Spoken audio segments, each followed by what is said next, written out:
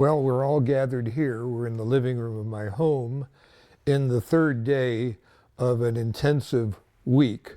And the William Glasser Institute does these intensive weeks, and people come from all over, mostly from the western part of the United States. And we have them in our home. Carlene, my wife, teaches them, and she'll appear later in the DVD. But what I want to do now is explain something that I believe really needs explaining. And that is that I believe there is such a concept as mental health.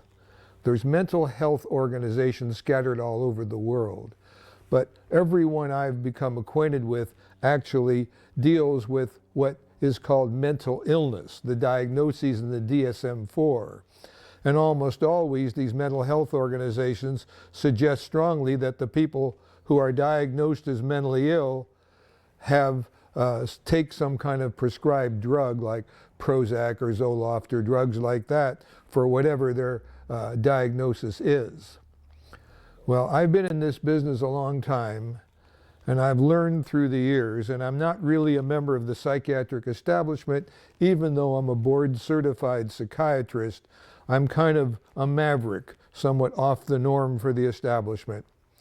I've never really diagnosed a mental illness from the DSM-4 unless I really have to for some legal or technical or insurance matter. And I've never prescribed what's called a psychiatric drug of any kind from the start, even though as I began my training, psychiatric drugs, especially Thorazine, became available. Because what I began to believe, and more believe as all the years have gone on, because I've been doing this for a long time, that there's really only one problem that brings people to a psychiatrist's office, a counselor's office, a psychologist, a social worker. As far as I'm concerned, we're all mental health professionals. I'm a psychiatrist by training, but a counselor by choice. I identify very strongly with the American Counselors Association and what they're trying to do, because I've never done anything except counsel. But part of my counseling, as you'll see later on when I talk about how I counsel, it now includes choice theory, which is a very important part of what I do. So the book Reality Therapy, which is the book I wrote on counseling, published in 1965, has been rewritten, I think, in 2001, and now is called Counseling with Choice Theory, the new reality therapy. And what's new about it is that as I counsel now, I also include the teaching of choice theory to the people I counsel. Sometimes I tell them directly it's choice theory. Sometimes I just teach it because I think telling them it's a theory might not go right at that particular moment. But I'm really including choice theory in what I do. But what I want to get turned to now is what I think is, I'm absolutely sure of it, it's more than I think, the basic problem of anyone who comes to a counselor's office or is dragged to a counselor's office, and the person they're dragged to could be a psychiatrist who could counsel like me, or the psychiatrist who will not counsel like me, but the people that come in there, whether it's a psychologist, psychiatrist, social worker, counselor, all the people will share one uniform problem. It's not like there's hundreds of them. As far as I'm concerned, there's only one. And that problem is every person I've ever counseled, and I've talked to a lot of other people that counsel and asked them if they've ever had anyone who didn't have this problem, and they've all said no, they all have the problem. And the problem, it sounds simple. It sounds too simplistic for a deep field like ours. But even though it's simple, it's still very important, and it doesn't mean because something is simple, it's easy to deal with. Something can be very clear-cut and not be easy to do at all. So the problem the people come in with is they are unhappy. That's the problem. Now, they could be unhappy about many things, but almost all of them are unhappy about one thing. So when I counsel or deal with them, I would focus on what I believe they're unhappy about, because, well, people could be unhappy because they're poor, they could be happy because they're sick with some real disease, they could be unhappy because they're living under tyranny and things like that, but I don't get those people in my office. And the people watching this DVD, for the most part, will not be those people. They'll be unhappy because and this is the basic problem. They can't get along with the important people in their lives to the extent they would want to. And when you can't get along, you're unhappy. Unhappiness isn't a feeling, it's kind of a realization.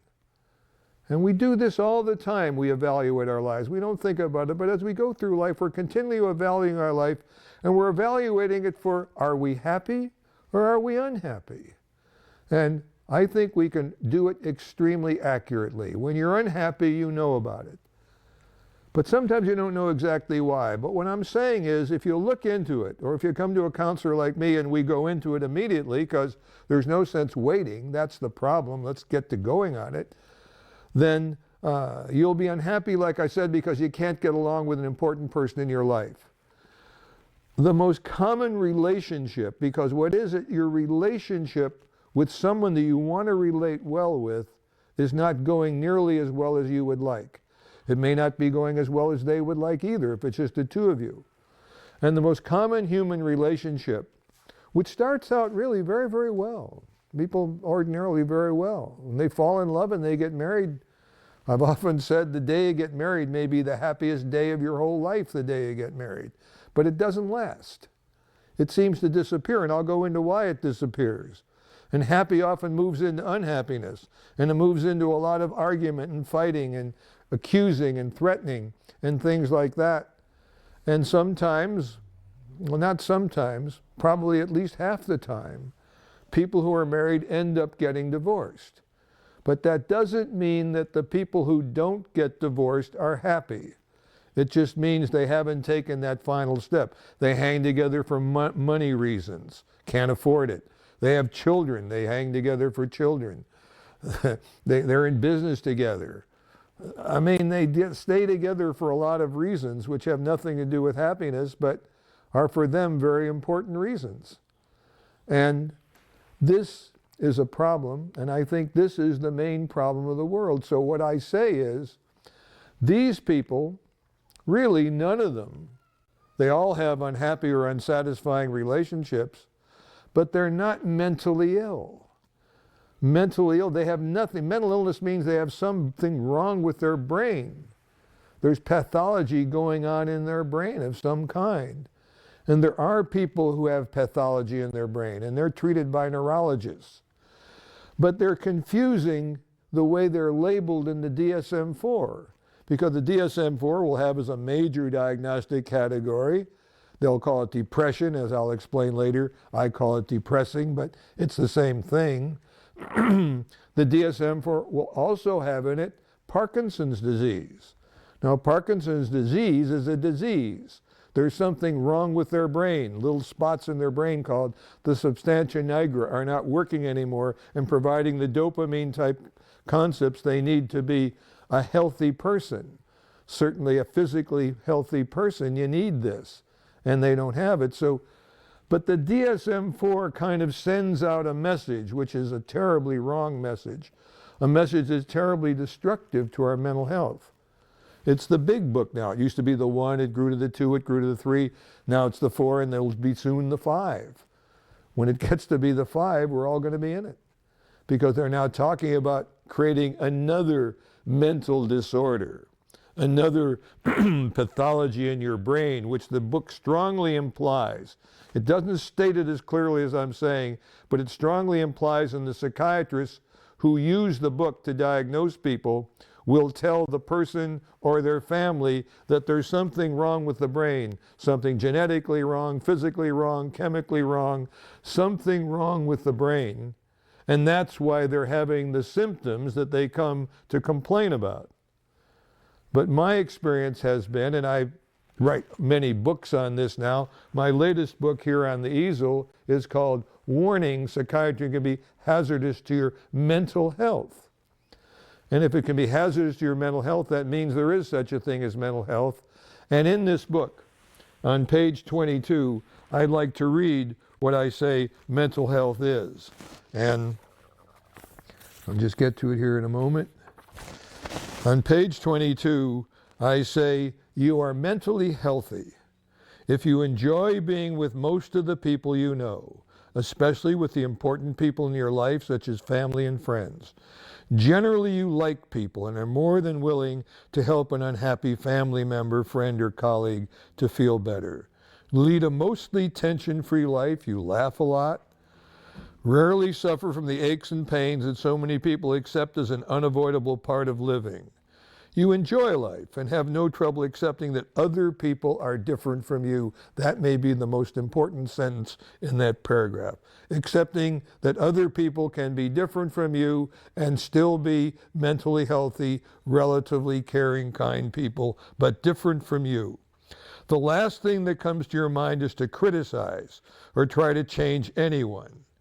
You are creative in what you attempt, and you may enjoy more of your potential than you ever thought was possible. Finally, even in difficult situations, because no one can be happy all the time, you'll know that you are unhappy, and you'll attempt to do something about it.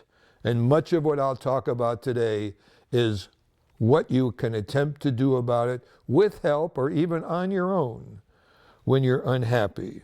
You can even be physically handicapped, like Christopher Reeve, the actor that fell in a horseback riding accident, and still fit the criteria above. So if you're unhappy, then there's a reason for it. If you're unhappy, I also don't consider you, of course, have a brain disorder.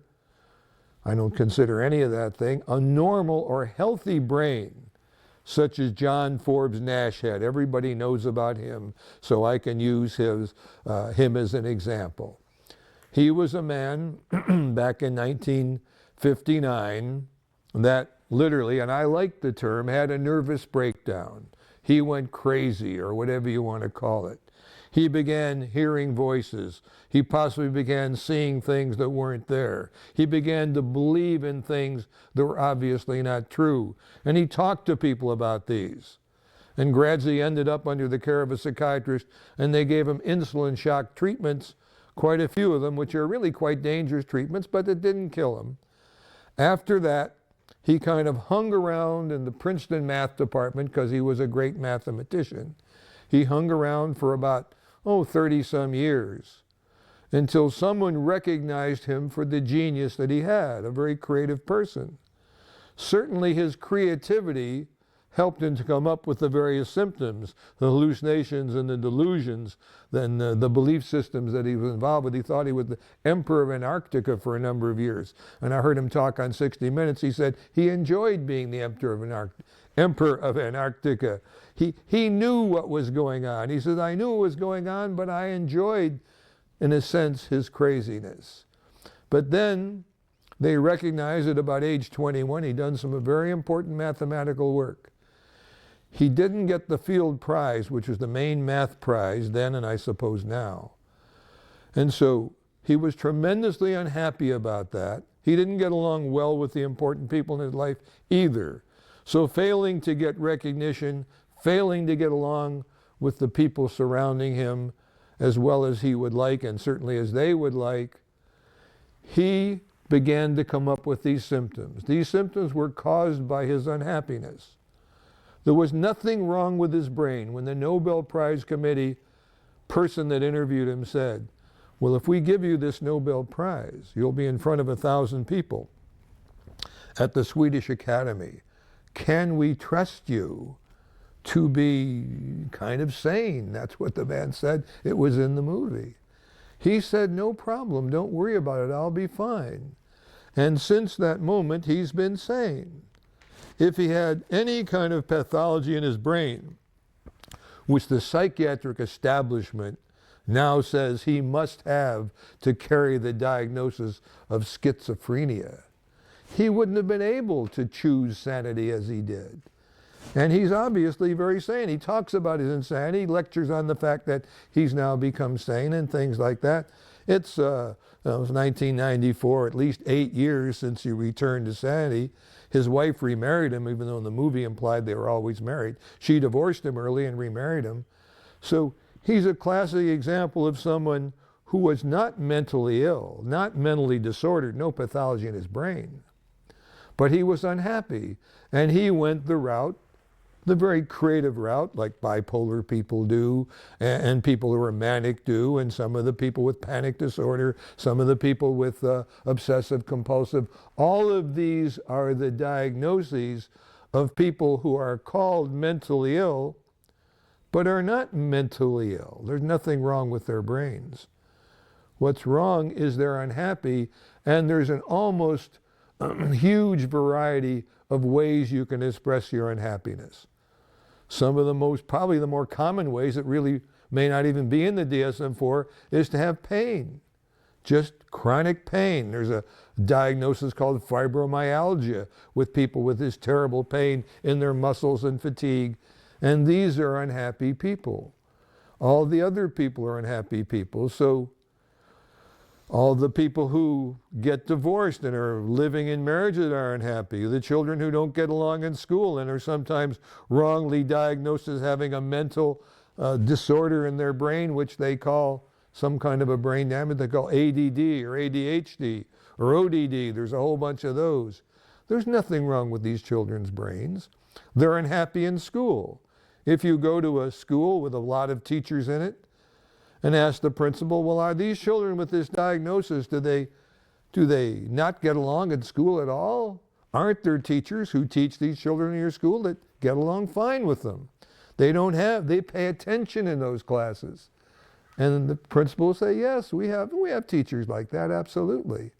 So you can't have something wrong or disordered or ADD or whatever it is in your brain and suspend it.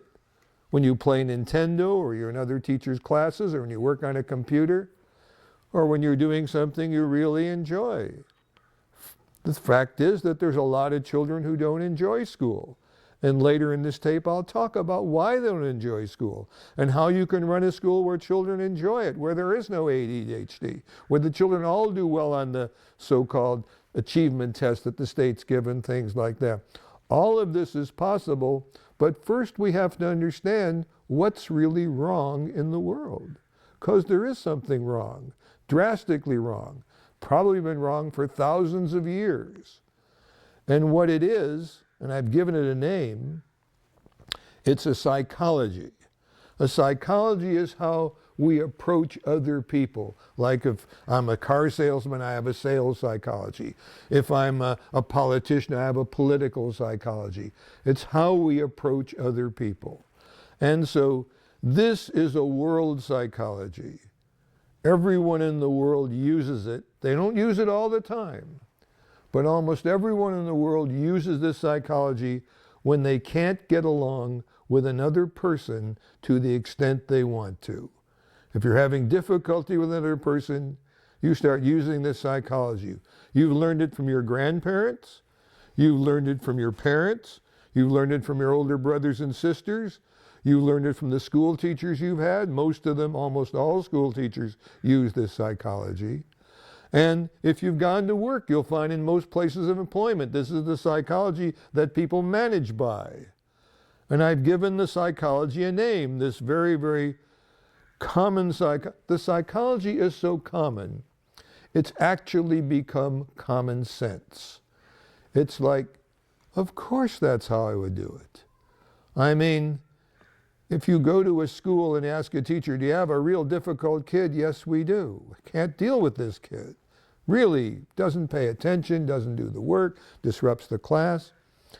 I say to the teacher, well, what do you do with the kid?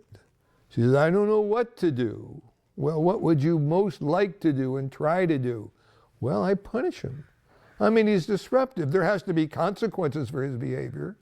And if you take that teacher and allow her to go like Diogenes all over the world, looking for a solution to that kid that you can't teach in school, he seems to be unteachable. Every single person you talk to and explain the kid will say, well, punish him. I mean, you can't let him get away with that.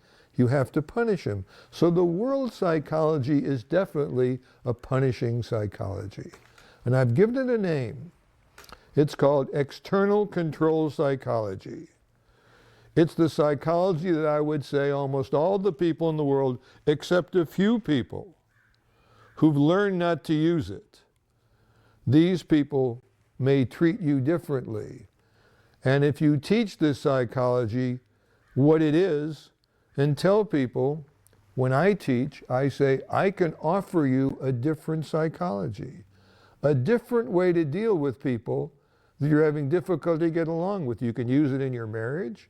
You can use it as you try to get along with children and parents. You can use it as you teach in school. You can use it as an employer. You can use it any place. You can use it in the Army, the Navy, whatever. A different psychology. So the world psychology, the one I've given a name to, is called external control psychology. External, if you here in the audience are one person and I'm another, and we're having difficulty getting along, then I'm external to you. I won't, because I never used this psychology, but if I was a person who didn't learn a psychology to replace it with, a psychology that I call choice theory, which I'll explain in detail as we go along, I'll use external control. I'll try to force you, coerce you, in some way, get you to change to my way of thinking. Because external control psychology is a psychology where you firmly believe, when you're having difficulty with another person, that your way of thinking is better than theirs. So that's what external control psychology is, but to understand it, I have to explain it a little bit further. It's a very destructive psychology. What it destroys is our ability to get along with each other to the extent we want. And there's three premises to it. If everyone in the world uses it, believe me, it's not complicated. The first premise is, like if I had a telephone here on the floor beside me and it rang and I suddenly picked it up and I said, I can't talk now, and hung it up. Why would I have just picked up the phone? Because it rang. Because it rang, yeah. I mean, there may be other reasons, but because it rang. Now, there's nothing wrong with picking up a phone because it rings. It's perfectly okay. I don't pick up phones that aren't ringing. But, and start talking. But there's still, no one actually, what choice theory, which I'm going to explain as I explain external control, it's the beginning of the explanation of choice theory. Choice theory explains that no one picks up a phone because it rings. No one stops at a red light because the light turns red. No one does anything that ordinarily we do to some signal which is outside of us, external to us. We pick up a phone because we want to talk to someone on the other end. We choose to pick it up. It's a choice. Everything we do is a choice. And if it's a choice, that means there could be a better choice. But most people, following common sense and experience, pick up a phone. And they think they do it because it rings, but they don't. So the first premise of external control is we choose everything we do. We don't do anything because of what occurs to us from the outside. Picking up the phone is information, that there's someone on that end wants to talk to someone on this end. We choose everything we do, and that means we have a variety of choices, and we can make good choices and bad choices. But whatever we do, it's our choice.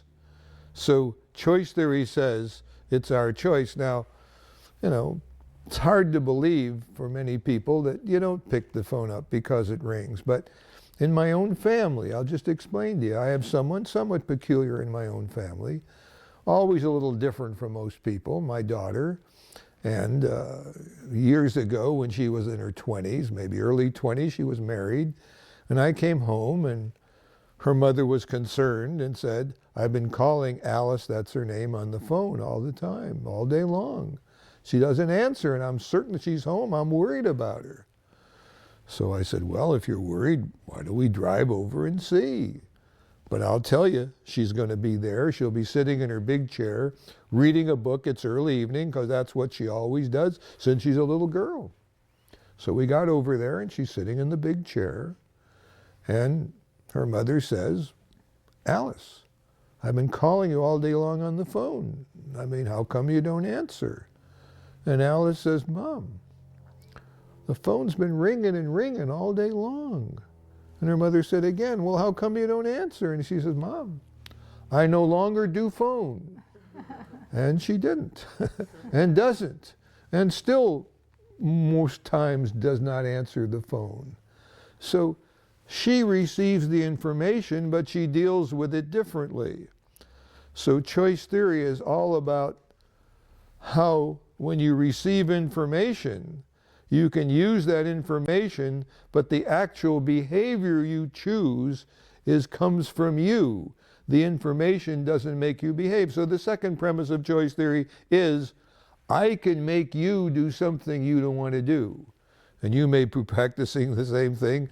You can make me do something I don't want to do. We can both practice external control. In a marriage, frequently both partners are attempting to make the other partner do something they don't want to do.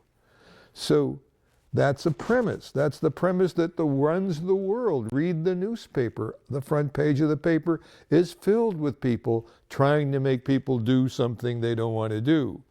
The war in Iraq and all wars are all the same, are all based on, I know what's right for you, and I can make you do something that I think is right for you. You're well off to take my lead. And if you don't, well, I may have to kill you. But I'm not a murderer. A murderer would be someone that killed you because he or she was a bad person. I'm not a bad person. I just know what's right, and I'm urging you strongly, even if I have to kill you, to do what I think is right. And that's running the whole world.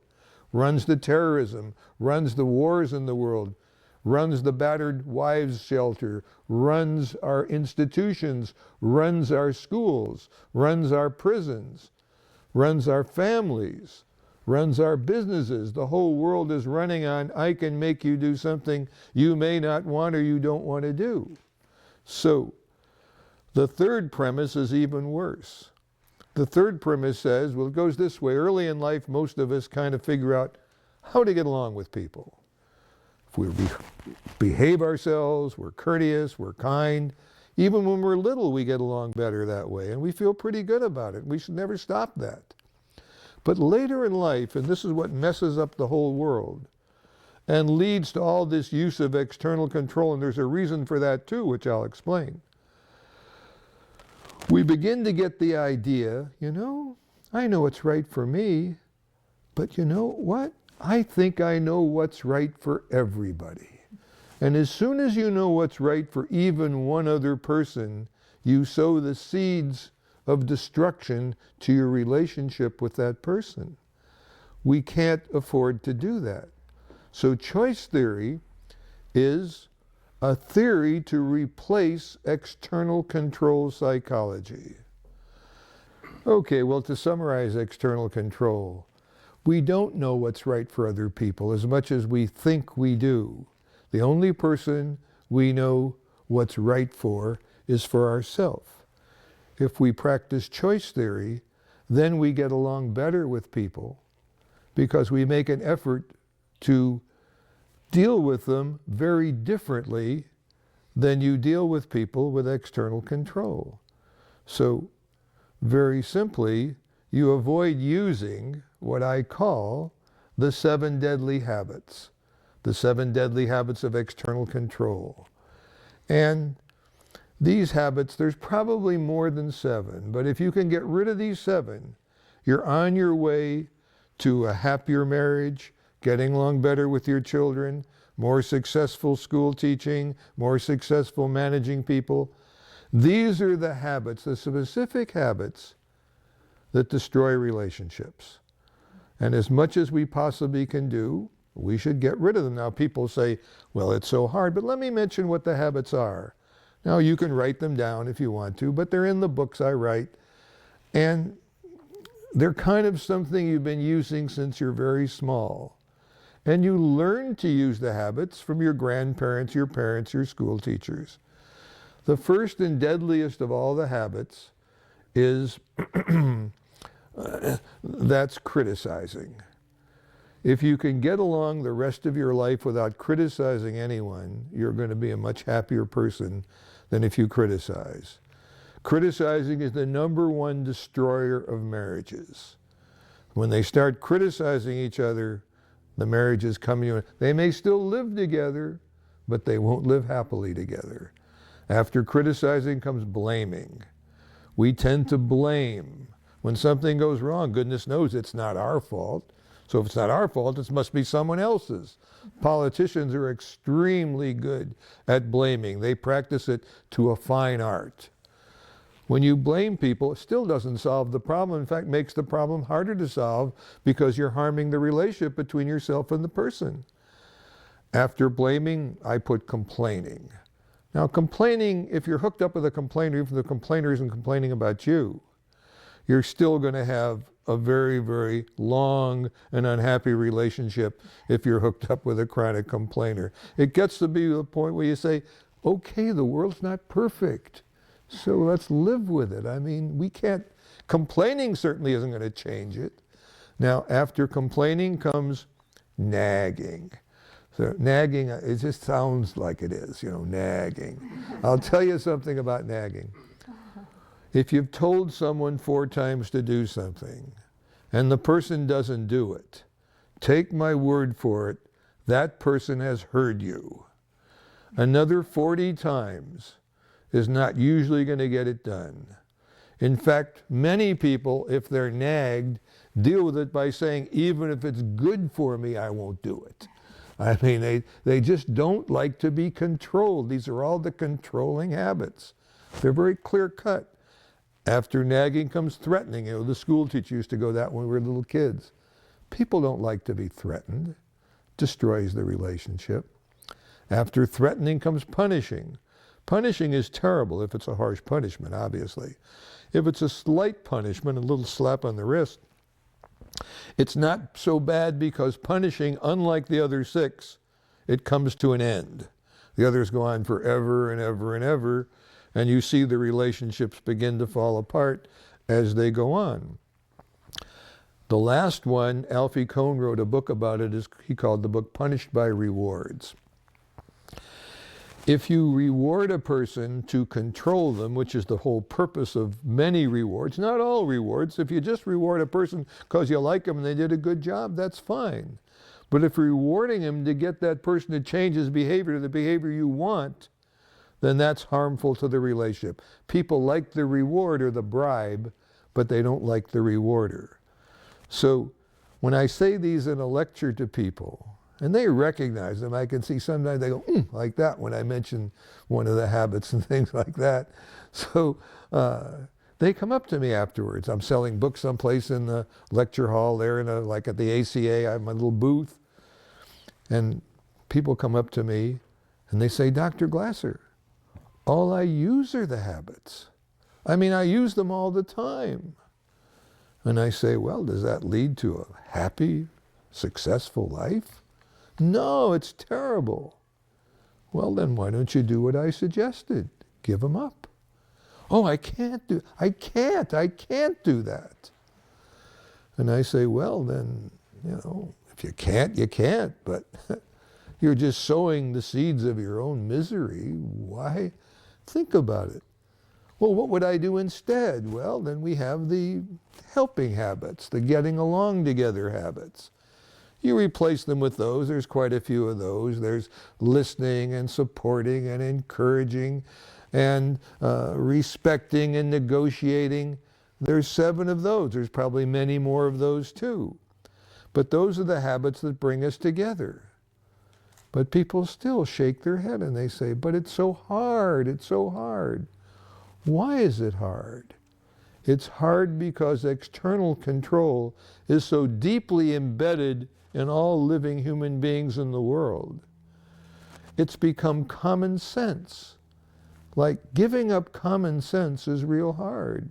Think of the difficulties people had when they found out the earth was round. They almost killed Galileo when he said the sun circles around the earth. He said, well, when they put him on a barbecue and start to roast him, he said, well, no, I've changed my mind. See, external control has been alive and well for eons and eons and eons. Now, the point is, where does it come from that it should be in all human beings? And now we have to get down to the explanation of choice theory. Choice theory, as I've said, is the theory that states we choose everything we do. We choose the good behaviors, we choose the not so good behaviors. One of the behaviors we choose is to love and care and get along. That's a very good behavior. We also choose some of the diagnoses in the DSM-4. For example, almost everyone has learned, I'll say it now, but it's hard for me to say because since it's a behavior, I change it to an infinitive or a gerund. We choose depression, but I won't use depression much. I'll say since all we do is behave from birth to death, everything's a behavior, then the so-called DSM-4 diagnoses, many of them are behaviors. In fact, they're all behaviors, but some aren't chosen quite as easily as others. But depression is chosen. We learn it, we see it all around as we're growing up. And we learn when we're little. 2-year-old has a little temper tantrum, parents don't care that much, let him scream on the floor and bang his head. Little kid gets smart. He says, I know, I'll do what mommy or daddy do when they aren't happy. He doesn't say that exactly, but he's learned it. He says, I'm going to get real sad. I'm going to get a suicidal look on my face. I'm 3-4 years of age and I'm just going to get all of a sudden so sad. I'll get control over them with my sadness. And they do. They learn all kinds of behaviors which we use. We call them the various aspects of things like depressing, things like choosing to depress. The little kid gets control. Well, the parents catch on after a while. My dog right in this room, this carpet, which is a big carpet, that big Labrador Retriever, when he saw us get up and leave the front door, which is the entrance to this room, that big dog could get so flat on that floor, so sad, you could run a vacuum cleaner over her. She wouldn't have even felt it. And all you had to do to relieve her intense, chosen depressing was just say, okay, you can come along with us. Instantly, the dog didn't have the, I mean, if it was a human being, they'd have got better, a little happier, slowly, you know, but not the dog. The dog, okay, where are we going? Where are we going? I'd say, get in the car, and the dog, get in the car. We get there, the dog say, can I come in? I'd say, no.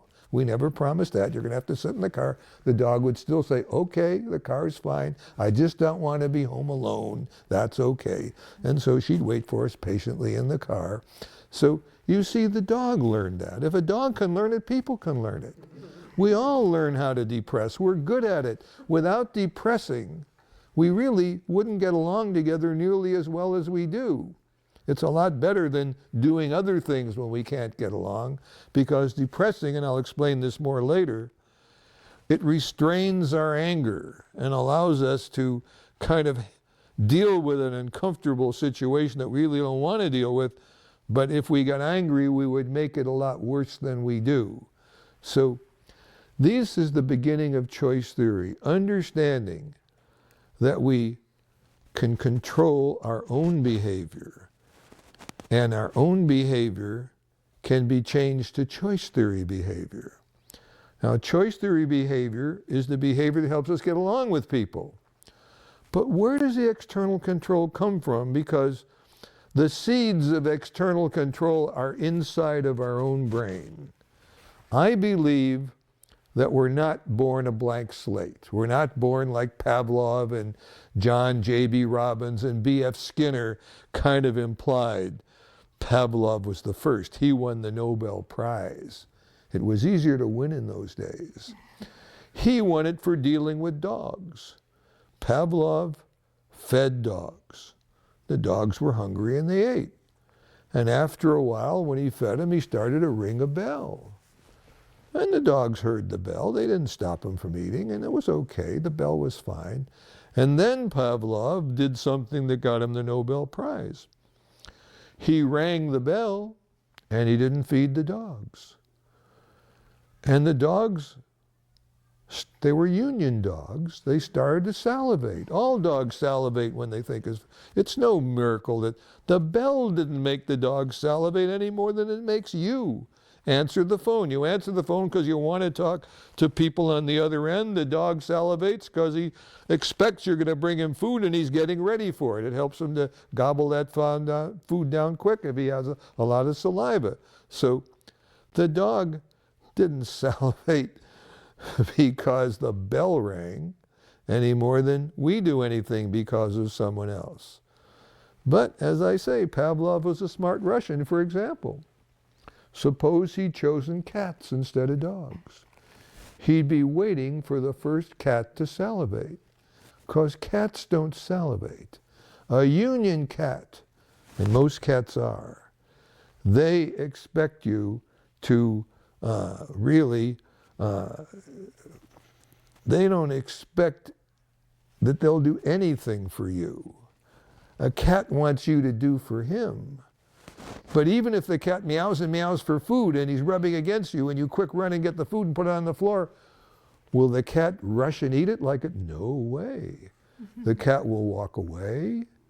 The cat will sit long enough to tell you, I'm not eating this food because you gave it to me. I'm eating this food to kind of help you out. So you get the feeling my kitty is well fed and things like that. You see, cats, if you can't afford to buy one of my books, The Choice Theory especially, and you got a cat, watch the cat. The cat practices choice theory. And he doesn't practice it perhaps as well as I suggest you practice it, but in his own way, he's a choice theorist. So, we're going through life. What motivates us? What motivates cats, dogs, people, alligators, viruses, bacteria? Every living creature is motivated by certain genes inside their brain, genes inside their brain. And we used to think we had 100,000 genes. Now they've cut 70,000 out. They only say there's 30,000 now. And maybe they cut a few more out. But the point is, these genes really genetically control what we're going to be. They control our hands, that we'll have a hand. They control our eye color. They control ultimately our height, or to some extent our weight, and things like that. The genes also control something that we don't think about very much, but is very important. They lead us to have needs. Needs means a need says, well, you need to live your life this way versus that way. And the major needs that our genes control, I figured this out. If you don't believe this, that's okay with me. Some people want to add a few more needs. I think there's only 5. I also, unlike Abraham Maslow, who also talked about needs, he said there's a hierarchy of needs. Like there's the basic survival needs on the bottom, going up in a pyramid to what he called, I had it in my brain for a minute, it's the self-actualization. That's right. He called self. I have nothing against self-actualization. It's fine. I don't know what it is, but that doesn't mean he didn't know what it is. But I say there's 5 needs, and we pay attention to the one that we're not satisfying at the time. Therefore, they're like a chair with 5 legs. Each leg is important for the chair to be functional. If you're not satisfying a need, then one leg is a little shorter, and you would have to shore that up so the chair was, again, functional. The first need, and I have them in an order, and I'll explain the order. All living creatures have a need to stay alive, and most of them, I say the vast majority, die shortly after they reproduce, if you get into very, very small creatures and things like that. Human beings stay alive long after we reproduce and keep going and take care of each other and things like that. But still, the need to stay alive, the need for survival, is a need with all creatures. And part of survival is the reproductive aspects. So man and a woman can get together that really don't care for each other that much. but still can get involved in a reasonably satisfying sexual relationships, and that's driven by the need to survive. Not that they want to reproduce at that time, but the need doesn't care whether you know about it or not. There's plenty of reproduction going on in the species called human beings. The world is filled with us, and we're in no danger of dying out because we're not reproducing enough and things like that. So the need to survive is there. Next to the need to survive, higher creatures, certainly human beings, but dogs, cats, horses, alligators, they also have a little need for, well, alligators a small need, but they have it too, love and belonging. They want to care for each other. And a dog that doesn't even have any idea what's going on can get pregnant and give birth to her babies, and genetically she knows what to do to get those babies well started. She nurses them, takes care of them, and does everything. At a certain time, the genes say, okay, that's enough, and the mother dog walks away. As human beings, we really never walk away from our children. And sometimes they walk away from us, but not very often either. So the need to love and belong is a marvelous need. If we practice that need, we'll get along wonderfully well with most of the people in our lives. If we help them to satisfy their needs and don't deprive them of a chance to satisfy their needs, this is a wonderful way to get along. So after love and belonging, we have the need for freedom. Freedom is, they're all built originally on survive. If we didn't love and belong and take care of our children, we wouldn't have survived. We do that. If we weren't free to move around and find food and things like that, we wouldn't survive. So freedom's an important need. After freedom is the need for fun. Now, some people get a little edgy when I say we have a need for fun. And they say to me, are you saying fun is in my genes? I say, yes, I think it is. Well, but in your case, I may have made a mistake, because they say fun is not in my genes. I said, well, I'll go along with that. But nevertheless, I think it's in most of our genes, because I believe that fun is a genetic reward for learning something. It's so important it's become a separate need, for learning something that will help us to survive and help us to prosper and help us to love and help us belong. Fun is the genetic reward, I believe, for learning. If we learn something useful, it will really help us in many areas of our lives. So much so that we've set up vast educational systems to teach children the things that we believe they ought to know, ultimately to help them love and get along and things like that. But several things are wrong in that. One thing is, in our desire to educate people using external control and knowing what's right for them, we include many aspects in our educational system that really don't work very well. And I'll talk about those later when we get to the part of the series of DVDs which talk about education. I'm just mentioning it now. But I want to mention now something also very important. If you go to a school and talk to children, because schools are where they educate, and say, and I've done this many, many times, say, who's a really, really good teacher in the school? Little kids know, middle-sized kids know, big kids know, college kids know. Who's a good teacher? UCLA, they publish a book of the great teachers.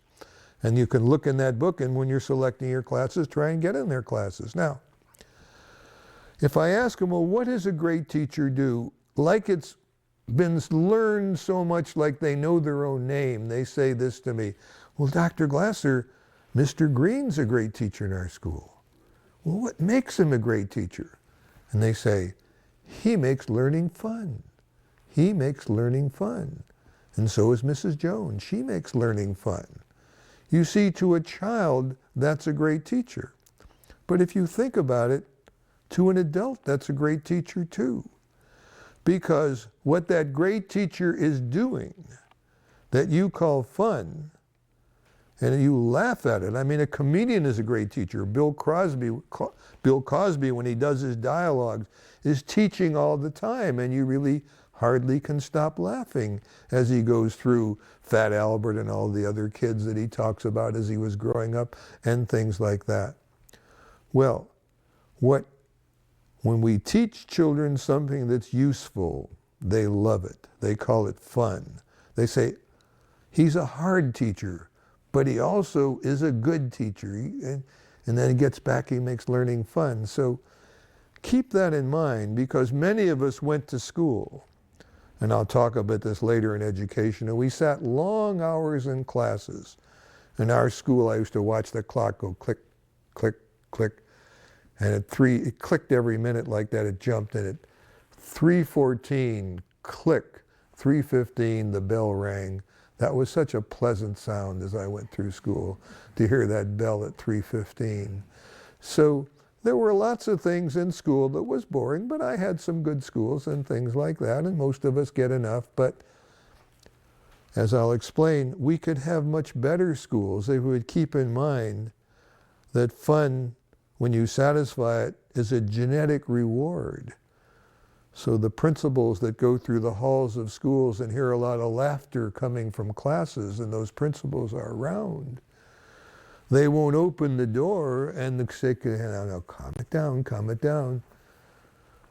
They really believe if you enjoy yourself, you won't learn as much. It's exactly the opposite. But, they're external control people, and they're doing the best they can. In a quality school, the principal might go around and say, come on, let's hear some more laughs in the classroom. That would be a much more adequate way to run a school, but we'll talk about that later. Anyway, these are the 5 needs, except the 4 needs. Excuse me, I made a mistake there. There's a 5th need. I wish we didn't have the 5th need. We're the only creature, I believe, that has this need. Chimpanzees at times may exhibit a little bit of it, but in my reading in detail about them, they only do this if they're in close proximity to too many anthropologists watching them. Otherwise, they probably don't behave this way. Chimpanzees, not. A little bit maybe, but mostly not. Human beings, a lot, a huge amount, have the 5th need, is the need for power.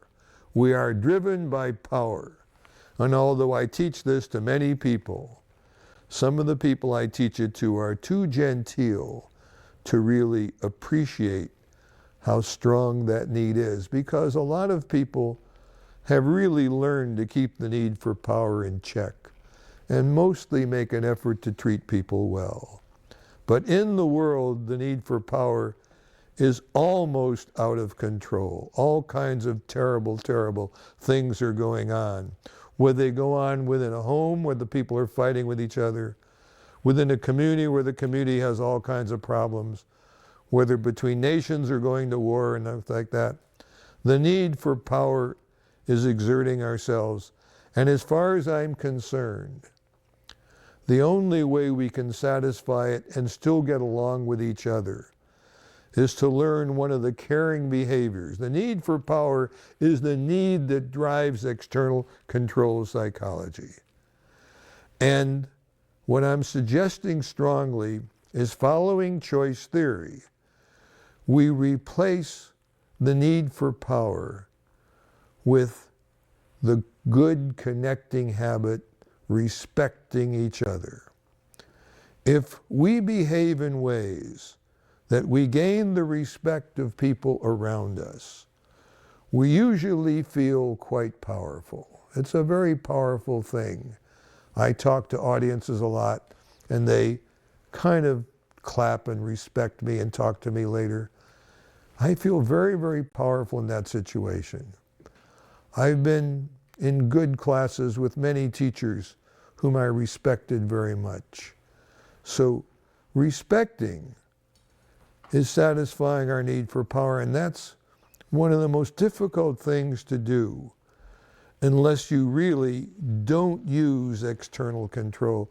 If you want people to respect you and you still use a lot of external control, you're going to find it very, very difficult to gain their respect and to feel powerful. So these are things that we have to learn. external control based on this need for choice theory, which became a part of our genetic structure thousands and thousands of years ago, I believe, sometime around when agriculture became available to people. So we could then control the food cycle, and we had time to do a lot of things besides struggle continually to survive. And when we had time to survive, and when some of us had a little more food than others, we could say to others, you know, we'll see that you get food if you'll do what we say. So we established that kind of relationship between master and slave and things like that. And however it went on, we're at the point now in our world where there's people with a lot of power, and some of them use it for the good of the human beings around them, and some of them don't.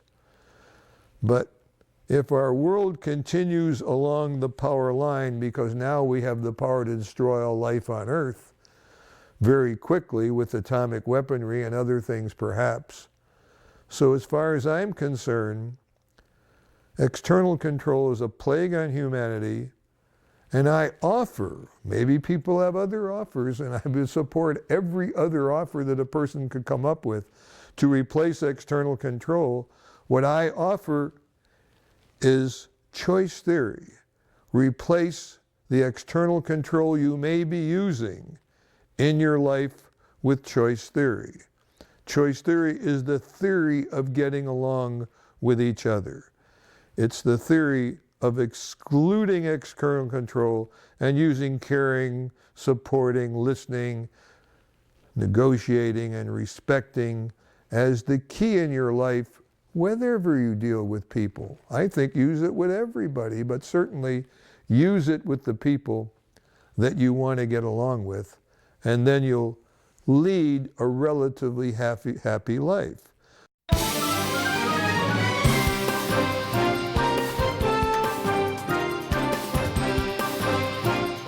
Okay, what I'd like to explain now is the choice theory itself. Now I'm getting into what I call mental health, because I believe there's a triple metaphor, which is, you can do it either way or any way, three things. Choice theory is mental health, is happiness. Or happiness is choice theory, is mental health. It's a triple metaphor. So choice theory is what you can learn. And I'm going to teach it to you a little bit. It's probably more to be learned if you'll read the book Choice Theory. I have the book sitting over here on the easel, the book Choice Theory. And I call that the mother book, because there's 8 more books that I have written since Choice Theory was published in 1998. And all of them are various applications of choice theory. But this is the mother book that's got a little of everything in it. So choice theory is mental health, is happiness, and choice theory is made up of 4 different components. That's how I see it. The first one I've already explained, which is the basic needs.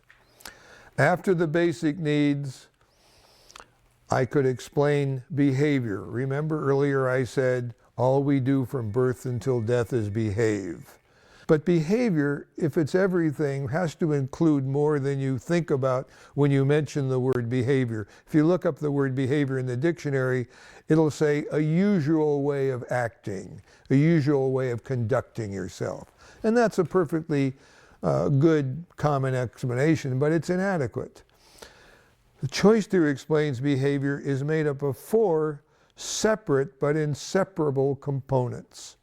Like, think of the behavior as the 4 wheels on a car.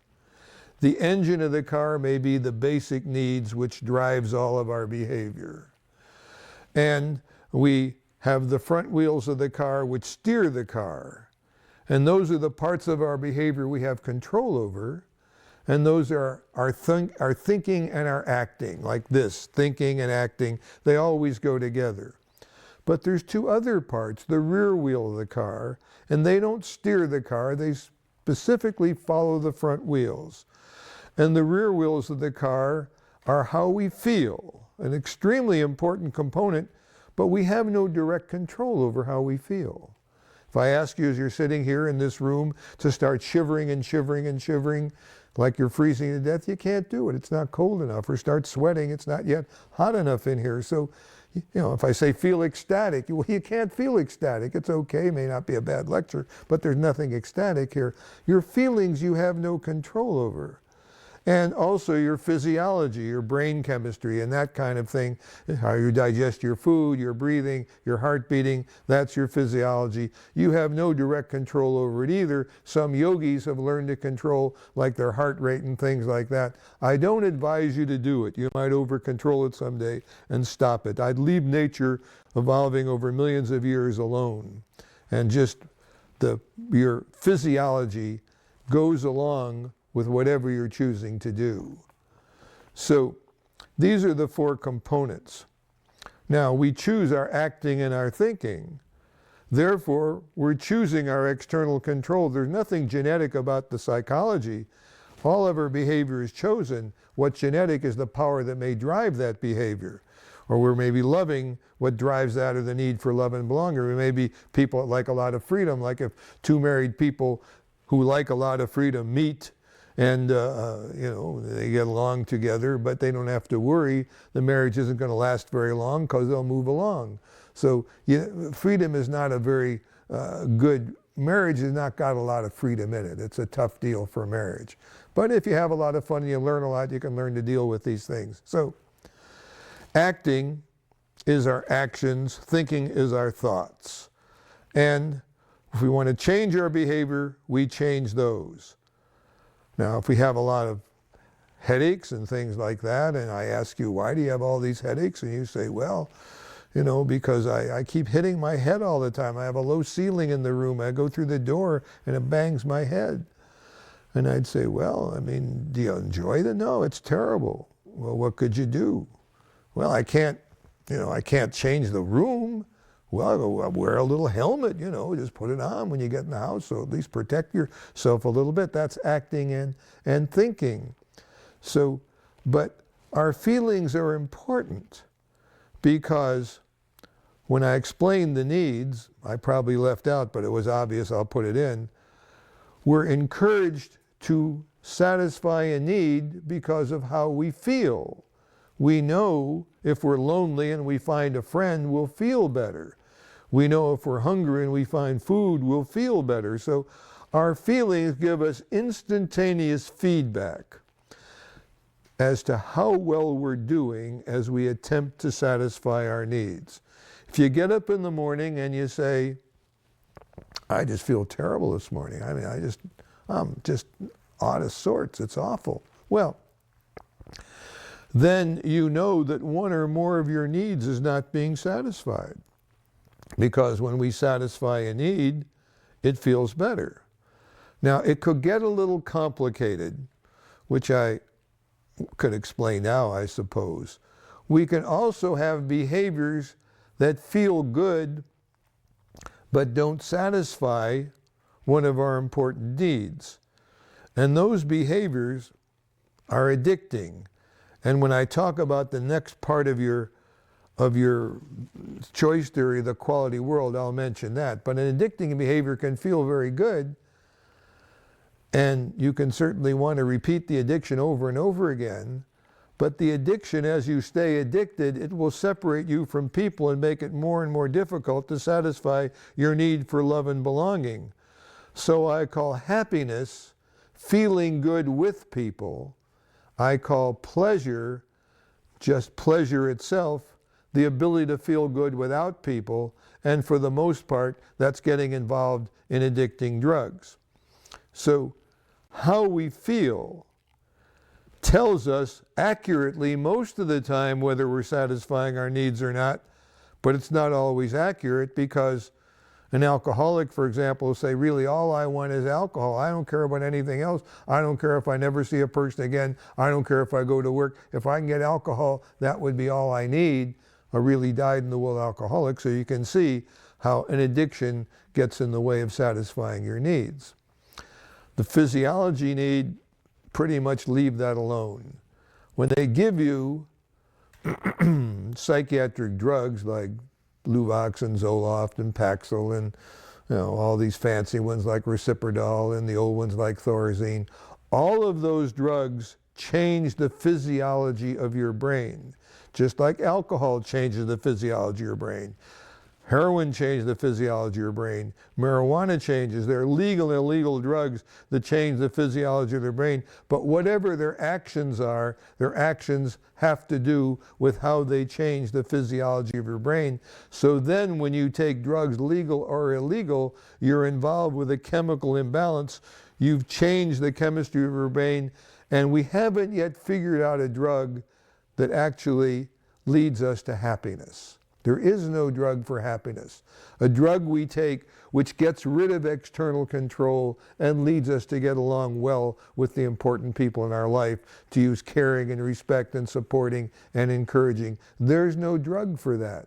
So if the drugs work, and some of them do, to help you feel a little better, they're working on the addicting aspect of it. And many of the serum serotonin reuptake inhibitors are addicting. There's other more addicting drugs that people take, like Xanax and things like that. But even these drugs, I've talked to people and say, well, you're feeling good. You say the drug helps you a great deal. Why don't you stop it? You're spending $4 a day on the drug, $1,500 a year. Couldn't you use the money in some better way? Well, I don't know. I better keep taking the drug. You're dealing with people who are somewhat addicted to it. I have a friend of mine that's a school principal, and in Boston, and a woman came into his school and said, my son takes Ritalin, he's ADHD. Yes, the principal says he takes it. We give it to him. The woman said, well, I've run out at home, and I wonder if you could give me his bottle, and then, until I can get some more, I'll have it at least for him at home. And the principal said, we got to talk about this a little bit. In no time at all, the woman admitted she was addicted to her kid's Ritalin. She grinds it up and sniffs it. And actually, that's the drug of choice for high school students and college students now. $6 a pill. There's a big supply. They're in everybody's home, and they sell them and grind them up and sniff them. So this is, of course, feels good, but it's not what you call a need-satisfying way to live your life. And it's a kind of a tragedy to get addicted to a drug like that. So this is something that you should be aware of, and why I wrote a book called Psychiatry Can Be Hazardous to Your Mental Health. It's because the part of the total behavior, how we feel, can be very definitely affected by drugs. Now, if you're counseling a person, we'll go through this in more detail when we get to the part of the DVD where we go through counseling and how to counsel effectively. You counsel effectively by helping people focus on what they can actually change in their life, which is the way they think and act. So counseling focuses on thoughts and actions, which means that one of the major things they teach in counseling, which I don't teach in the way I counsel, there's nothing wrong with it, but it delays the counseling and tends to focus it on something that implies you can help, but you can't. If you ask people continually, well, how do you feel? How do you feel? How did you feel then? How did you feel when you were a child? All these feelings, you're strongly implying that if you tell these feelings to the counselor can then help you to feel better. Well, that's not really true. In fact, it can be the opposite of true. It can make you want to focus on feelings that you had a long time ago, either good feelings or bad feelings, and not face the feelings you're feeling now, which are the only feelings you really can change. So understanding total behavior tells you when you counsel or when you deal with people. Certainly ask people how they feel or express your feelings. This is the normal part. But don't focus on your feelings to the exclusion of, acting and thinking. Like I'm putting my granddaughter to bed in this house the other day. My son was he's hard to put to bed, very worried. I said, go leave the house. Grandpa will take care of the little girl, Rachel, 4 years old. So we went through all the rituals that you had to do for going to bed. And Grandpa focuses on acting and thinking. Rachel focuses on feelings. And she cries and feels bad if you try to put her to bed and everything else. So I did choice theory with her, which was very, very different way to deal with her. And I said to her when she was finished with everything, oh, Grandpa's now leaving, I've read you the book, adjusted the light, let the door open, adjusted your blankets, everything is all set. Now, Rachel, you could go to sleep. And she said, in a very strong and assertive voice, Grandpa, I don't want to go to sleep. And so I said, Rachel, now, you're in Grandpa's house now. You're not home in your house. In Grandpa's house, started her acting and thinking a little bit, you never have to go to sleep. You can stay up for the rest of your life. It's okay with Grandpa. And she said, looked at me and she said, but Grandpa, what'll I do if I don't go to sleep? I said, Rachel, anything you want to do, it's okay. And I left her pondering that great, great question and walked back 5 minutes later and she's conked out, which was fine. And then in the morning, though, I didn't suspect this would happen, but I dealt with it, no big problem. As soon as her mother and father got up, she ran into their room and said, Mommy, Daddy, guess what? In Grandpa's house, you don't ever have to go to sleep. And they said, did you tell her that? I said, certainly, that's the truth. You don't have to go to sleep here unless you want to. And what did Rachel do? The rest of the time she was here, she went to sleep. And what she does at their house is their business. At Grandpa's house, it's different. We practice choice theory here. Anyway, what I'm saying is a total behavior, Rachel can control her acting and thinking and close her eyes and go to sleep the same as everyone else. But if you get involved with her feelings and her upset and her crying and her tears and everything else, you're going in the wrong direction. So when we talk about counseling in the next part of this DVD, we'll certainly mention that part of choice theory called total behavior. Now, another part of choice theory, and they're all important parts, is called our quality world. And this is a world that I describe. A man named William Powers got me onto this. I'll give him credit for helping me to think about that. He called it the internal world, but I don't call it that. I call it the quality world. It's a world that you build inside of your knowledge system or your memory. And it's a simulation of the real world, but it's a simulation of the real world you would like to live in. So what you put in it, as you create it, starting shortly after birth, you start to create it. You put in people in it, you put things in it, and you put systems of belief in it.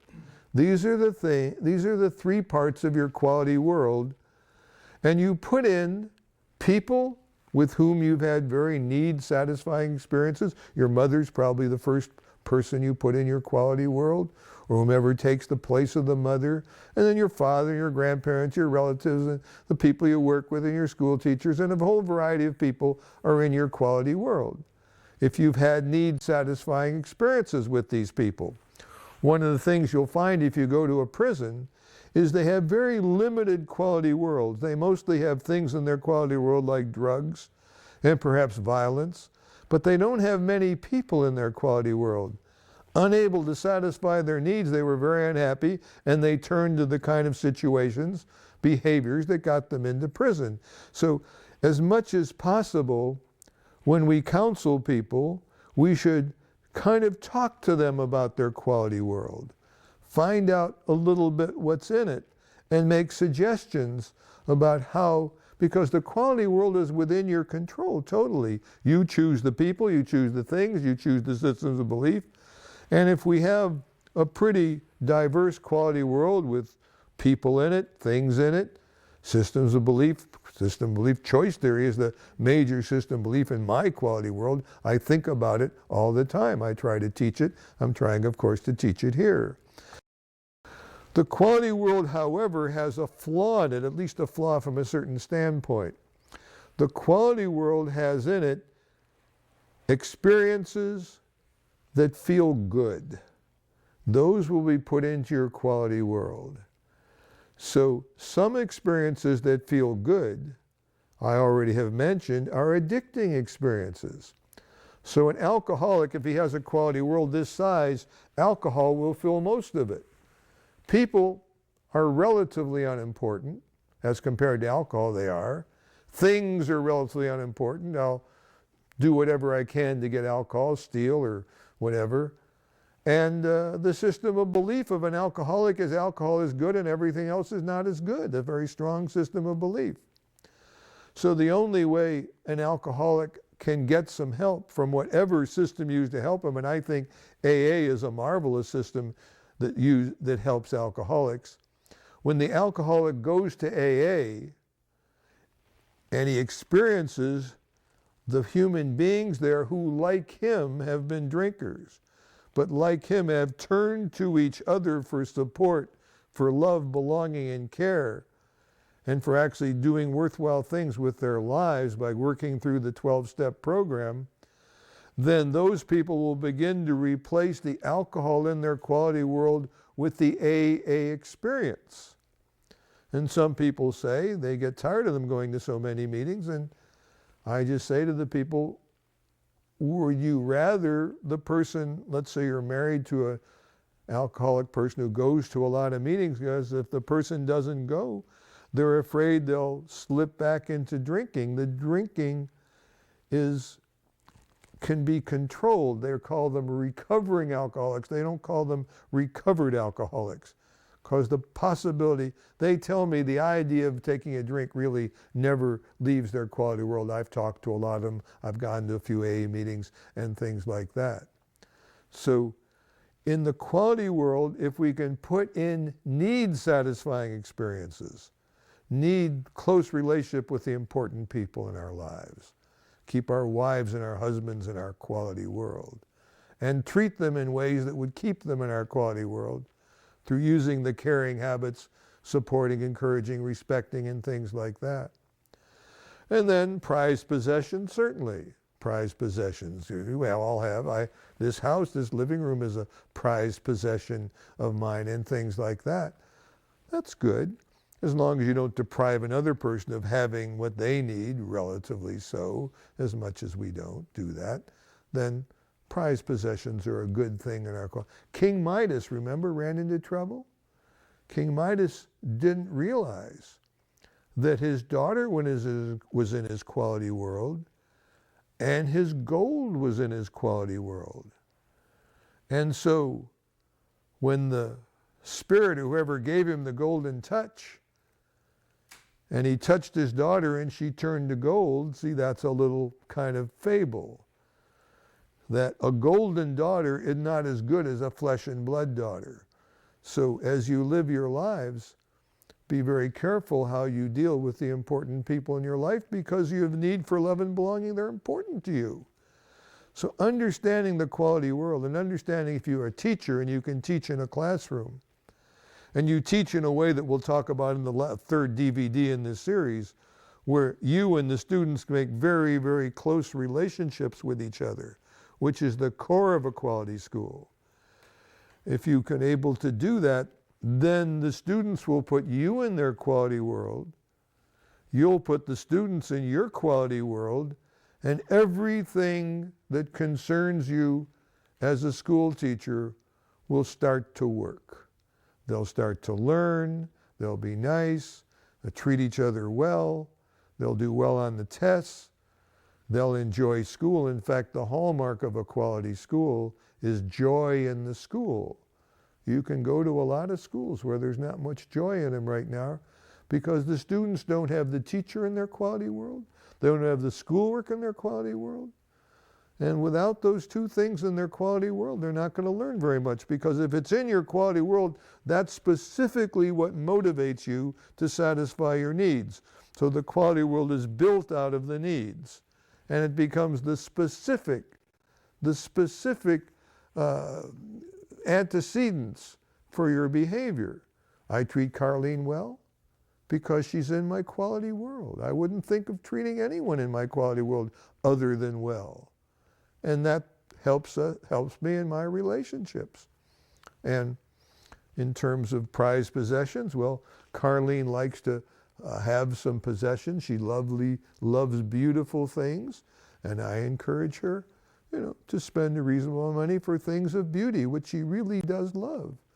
things of beauty are important to me, but not as important to her. We're different people with different upbringing, yet we're both trying to practice choice theory in our relationship. So the quality world becomes something we keep in mind all the time. Now, finally, the component of our behavior, the basic needs, total behavior, the quality world, and the final one is creativity. We are creative. We're not the only creative living creature. There's many very creatures that are studied that are extremely creative in the way they live their lives. The bowerbird in Australia builds a huge bower and goes through a whole ritual. And there's a lot of books about creativity in other creatures besides human beings.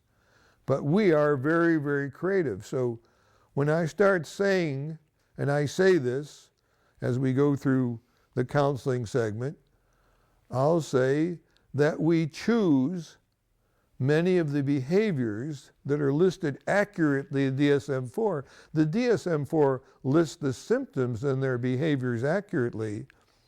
It lists them wrongly by implying there's mental illness or there's pathology in the brain, which there isn't of these people. But nevertheless, we do have symptoms, and people say to me when I explain this, well, Dr. Glasser, are you saying that a schizophrenic person with hallucinations and delusions is choosing hallucinations and delusions? That's kind of the question that's going to trump my choice theory. And if I say they're choosing them, they say, well, you know they're not choosing them. Haven't you ever dealt with a person who's hallucinating?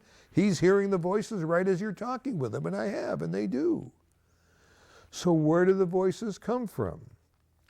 Well, they come from your creativity. Now, to understand that, think of this situation. Have you ever been kind of insulted by someone, put down?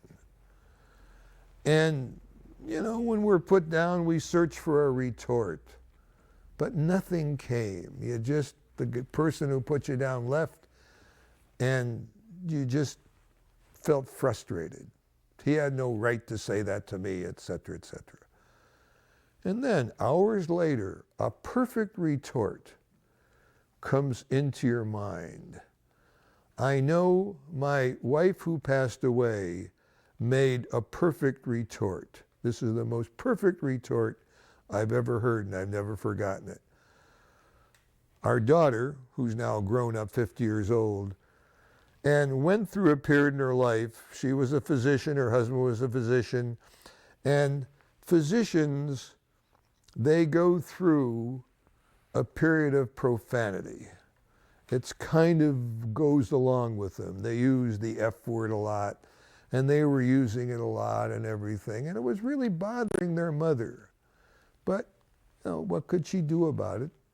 So she waited, and she waited. And then they had a child. And this little child, Nady, he spoke real early. I mean, at a little over a year, he was saying words. And the words he was saying were the words that obviously he heard a lot of at home. He was using the F word a lot. What did he know? He was a little year-old kid. And my daughter went to her mother and said, Mother, what can I do? He's using the F word all the time. And her mother said, I think that's wonderful, absolutely wonderful. And the daughter said, why do you think that's wonderful? And she said, then we'll both have children whose language we deplore. That was the most perfect retort I've ever heard under any circumstances. And I'll tell you, the profanity stopped at their end, and that little kid stopped.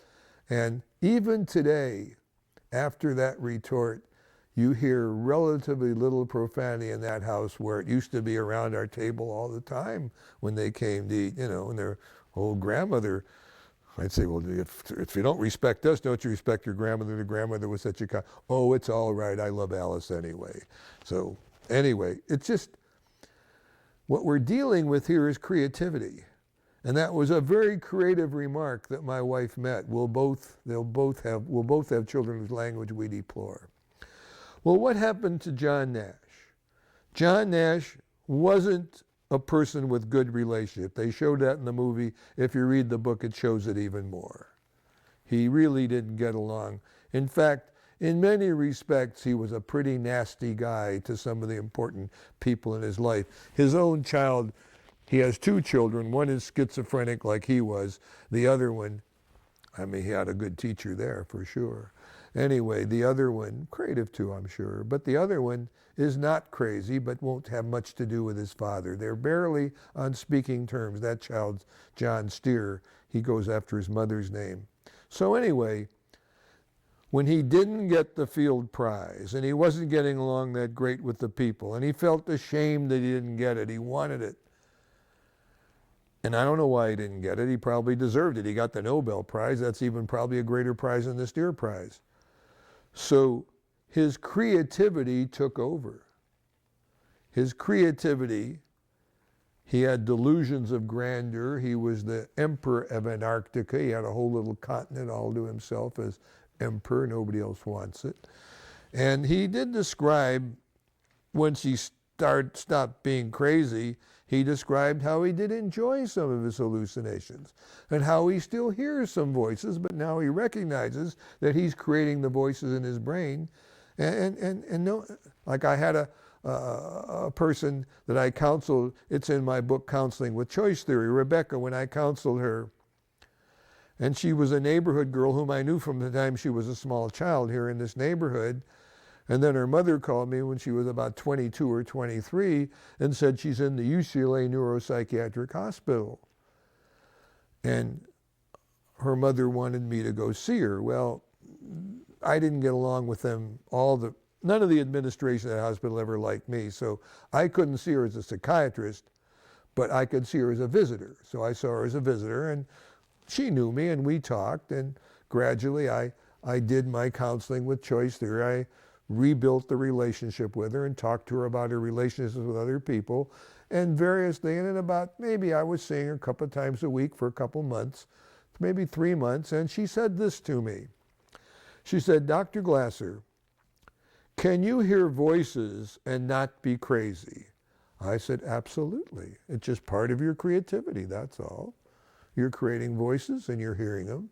But if you know they're voices, they're not real people inside your head or real people outside of you talking to you, then you really know that your creativity is an operation, and it's probably a very creative thing, and it's fine." So I depend on my own creativity quite a bit when I do things, especially when I do role plays. It helps me when I don't know what to say. I just depend on your creativity is there and available to you if you really, and let's go back to the quality world for a minute, if you put a picture of yourself in your quality world and you don't use the deadly habits on yourself, you don't criticize yourself, blame yourself, punish yourself, complain about yourself, threaten yourself, and all these things, if you treat yourself well, I believe that you can then gain more access to your own creativity. And I wrote a book once called Positive Addiction. And what's good about a positive addiction, runners get it, is they get this runner's high, this moment when everything seems like in good shape, this transcendent experience that you get, and yogis give it to you and things like that, or teach you how to get it. And well, a positive addiction, you get a meditation experience where your creativity feels like it takes over, and it gives you a sense of great power and peace also. I'm good, I'm there. Well, that's a normal way of creating a good mental experience that you can create perhaps by running. But if you run competitively or you criticize your running, you try to check your time, it won't happen. You have to you can't experience it if you're in any way criticizing yourself. So that gives you access to this creativity. So when you see people with all these creative systems of the DSM-4, these are people whose creativity has taken over to try and help them from this tremendous unhappiness, because basically, if they're bipolar obsessive compulsive, like Jack Nicholson played in that movie As Good as It Gets. The movie was a beautiful, he was an unhappy man. When he finally got hooked up with that woman, his obsessiveness went away. I mean, what we have to do is get back to the mental health, which is mental health is really happiness, which is able to satisfy your needs without hurting another person, living your life like I read that excerpt on page 22 of the book I've written on mental health, which is this book here, Warning, Psychiatry Can Be Hazardous to Your Mental Health, because the psychiatrist immediately diagnoses you with a mental illness that you don't have. There's nothing wrong with your brain. Says you have to take drugs for it, that's about the only thing that can help you, and tells you those are the 3 hazards, you can do nothing to help yourself. Well, that's not the job of a person who's trying to help you with psychological problems, to give you a wrong diagnosis, drug you with drugs that can be dangerous, could lead some people to suicide. And this is what psychiatrists should not be doing, in my opinion, obviously. They would disagree. They've hooked up with the drug companies who've advertised these drugs so much. I heard an ad for one of these drugs on the radio. Get your life back with this drug. This was the same drug that was advertised, was written up in the newspaper recently over and over again, that was very dangerous for teenagers to take if they were depressing a little bit, because they might then go on and commit suicide. So now they're advertising, get your life back. Now they never say regain your mental health, because they could be sued for that. So they weasel around in a lot of ways, because there's billions and billions of dollars in the diagnosis of mental illness and the convincing people to the point where it's now common sense, when you're unhappy and have symptoms especially, to be willing to even ask for a drug. And this book, Warning, Psychiatry Can Be Hazardous to Your Mental Health, isn't much about the problems of psychiatry and their diagnosing. This is a small part of the book. The major part of the book is teaching you to put choice theory to work in your own life, in your own relationship especially, regain your mental health, and certainly not need these drugs and things like that.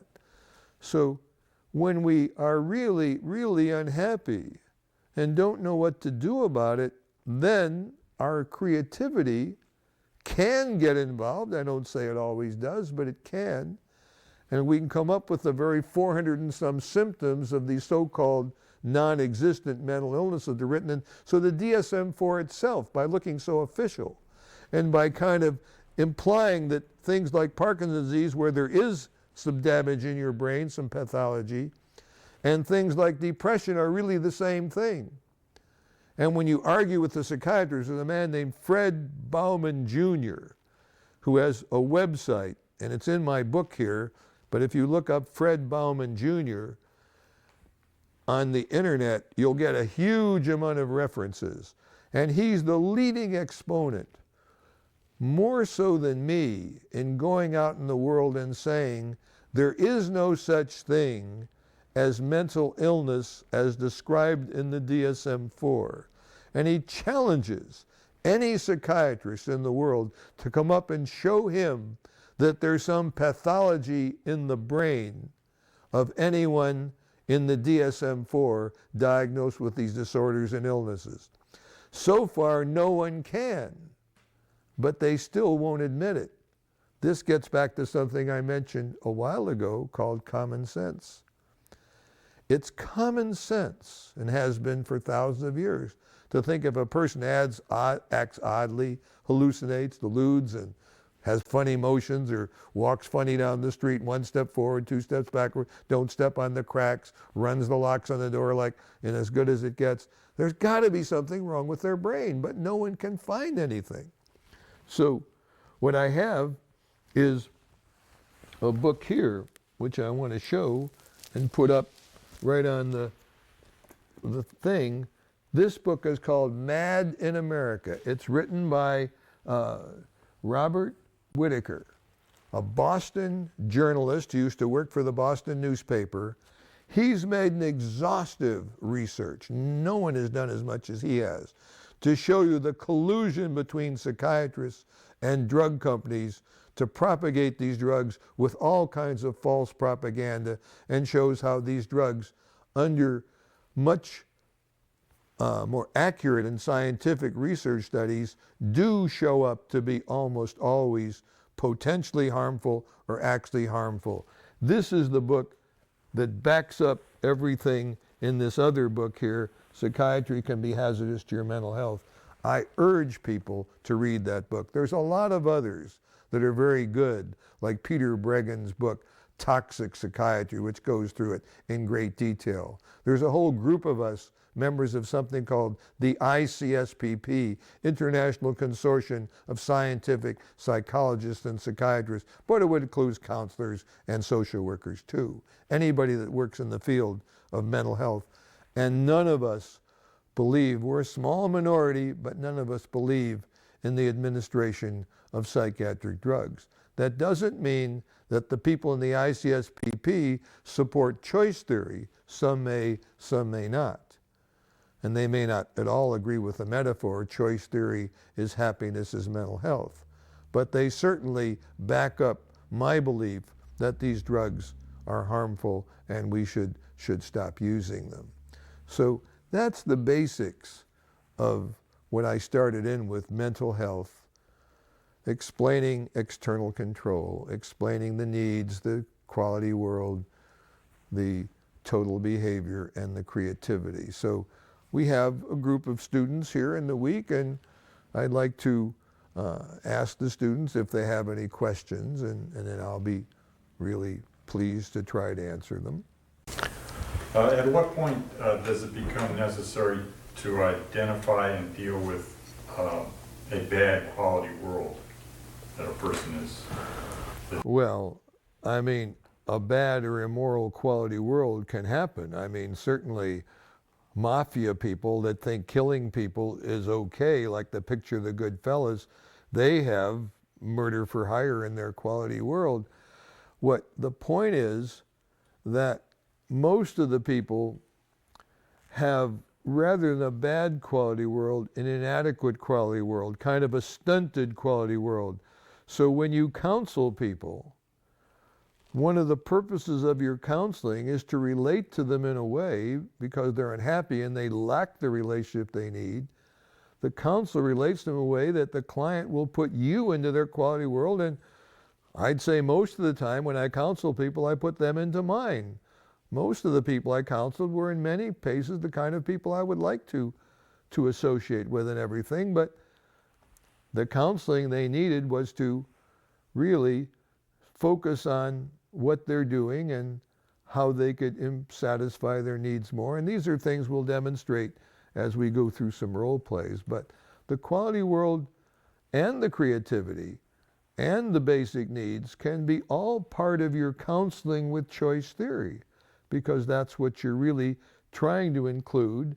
And the book, I have it over here, Counseling with Choice Theory, this book goes through about 15 or 18 of the most interesting clients I saw in my long career as a counselor, and how I really put, even though I didn't know it in the beginning, I was putting choice theory to work in the counseling. But a lot of these people are in the book. I was using choice theory knowingly and things like that. So the quality world is an important component in taking into account and teaching it to the people what it is, and encouraging them to look around their life, and if they have people in their quality world that they could treat better, to treat them better. Because sometimes, like your wife may still be in your quality world, but you're already starting to treat her bad, and she's kind of leaving it and leaving you in her quality world. So that would encourage you to treat her better and improve your relationship, which means improve both of your quality worlds. Another question? Two questions. One, a psychopharmacologist told me that the drugs will save the time of the therapy. In other words, or put it another way, most people can't afford a therapist these days. So why wouldn't a medication that can help them feel better be a compromise? That's the argument. That's the argument the drug company, Paxil, regain your life. But there's no good evidence that the drugs work any better than a placebo. As long as you don't have an illness or pathology in your brain, then any drug, if you listen to the radio, you'll see all kinds of medicines and drugs and searches for pain. They're all after pain. Get rid of your pain, your back pain, your headache pain. Now, do these people do all this work to lose money? No, I've read long, detailed articles about what they do. They try to find something that seemingly advertise it strongly, make sure it doesn't work, and has a strong placebo effect. They're making money on the placebo. When I worked at the orthopedic hospital with people who had chronic back pain, I was a psychiatrist, and their orthopedic surgeons didn't want to give them morphine, strong drugs, codeine 4 and all these drugs. Well, Dr. Glasser, can you help them? Well, I tried to counsel them and make a relationship with them to the extent that I had the time and the authorization to do it, and sometimes I was very, very successful. But in desperation, I turned to the placebos because I felt that would work. And I told them, I have a new drug for you. What's the drug, doc? Well, it's called a placebo. These weren't sophisticated people. What's a placebo? A placebo is a medication that's not supposed to help your pain, relieve your pain, but it does. Well, is there any harm? No, absolutely no harm. Can't hurt you, could only help you. And I had about 30, 40 people I was giving these placebos to. I used a drug called Phenergan, which is an antihistamine, which is totally safe. You can take a lot of them, would never harm yourself. The only advantage to Phenergan is you felt you took something. And that'll happen with these serotonin reuptakes too. They flood your brain with serotonin and you feel something and you kind of relate to yourself, well, that must be good, and you start to feel better. So the placebo effect is tremendously powerful. And people have made money. They used to sell snake oil, whatever. Placebos, they always work. I've had the urge to produce a new placebo, which I would call SIBO, C-E-B-O. SIBO, and I won't even give you the drug. I'll just give you the container. You pour any liquid in the container, and you get the SIBO effect. And I would sell it for $1 a container. I'm thinking about it, but I just haven't quite got it organized yet. But the world is looking for SIBO, and those people, if they have a poor relationship, it's still going to be a poor relationship, and it'd still be unsatisfying, and the drug will stop working. Placebos don't work forever because after a while the people realize nothing's changed in my life. As far as counseling being expensive, I think if you get on most of these drugs, they're more expensive than counseling. You can help people an awful lot in a short time, counseling them 6 or 8 times and then seeing them every once in a while. And do that for a lot less than the $1,500 it'll cost to take that drug for a year. They give every counselor $1,000 to see a person. That counselor could do a lot of good work in $1,000.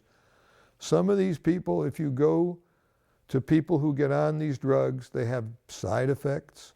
You take another drug for the side effects. You take another drug for the side effects that are caused by the side effect drug. They're on 4, 5, and 6 drugs. They're spending up $40, $50, $60 a day for these drugs.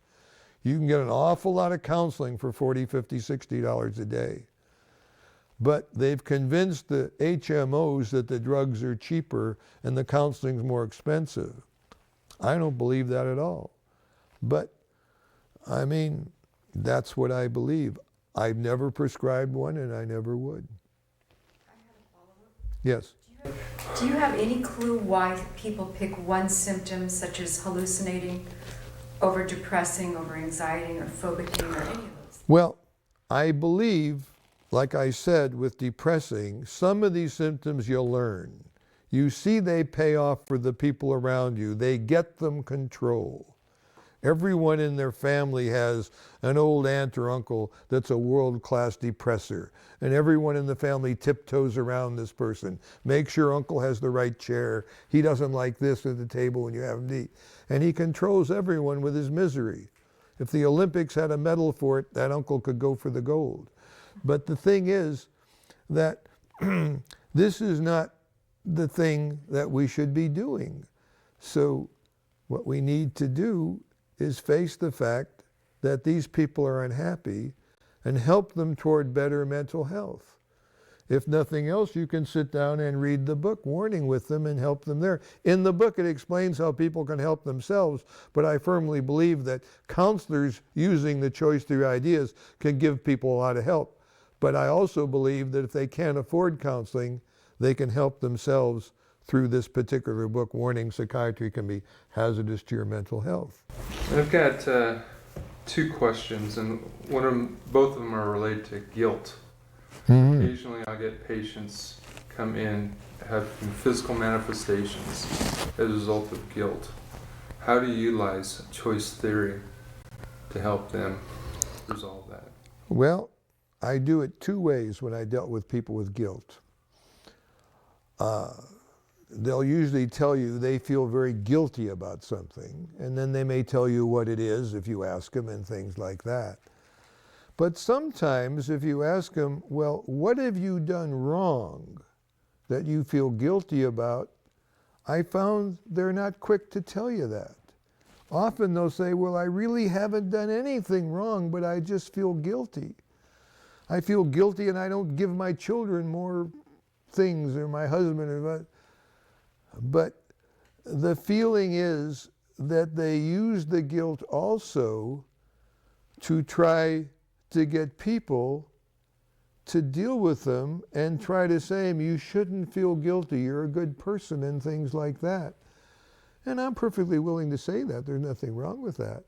But if we make a relationship and we get down to the real problem, which is almost always, we'll go through that as we go through counseling with choice theory more in the next video tape, we'll get down to it. You'll find the person. It's rarely, if they say they feel guilty, that there's no people all in their life. That could rarely happen.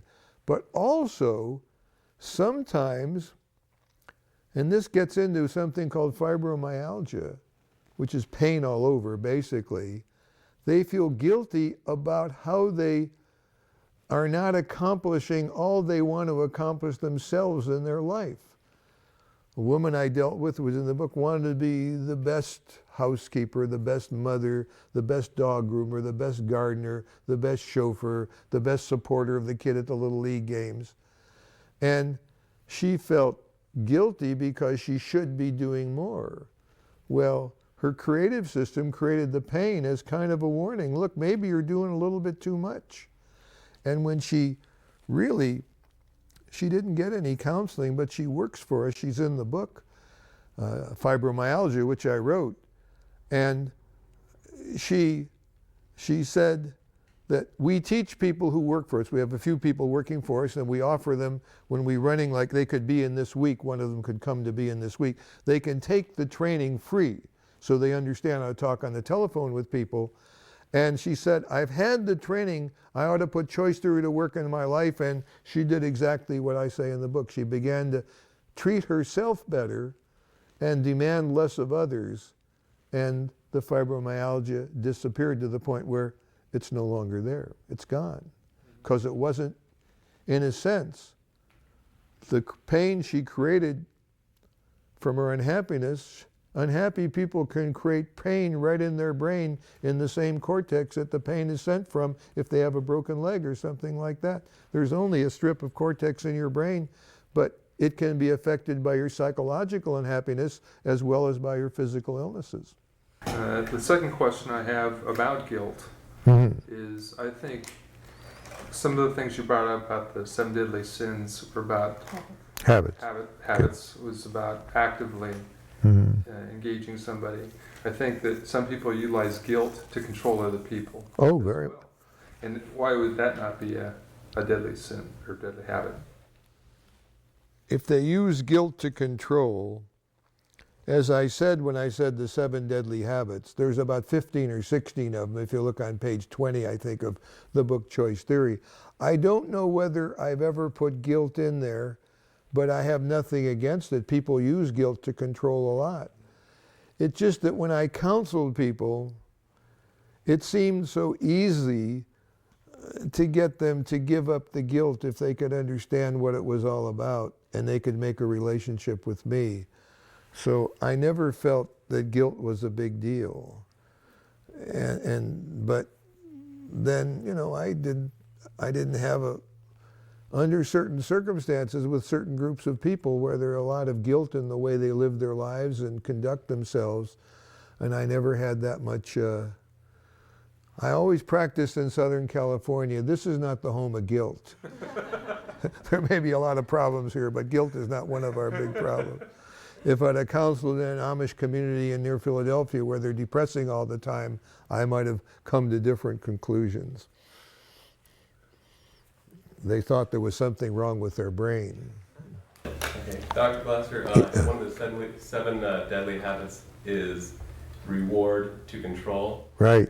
And as a parent, as I look at that, could you clarify? I know that to reward someone to get them to do something that you want them to do Right. is certainly a controlling behavior. Right.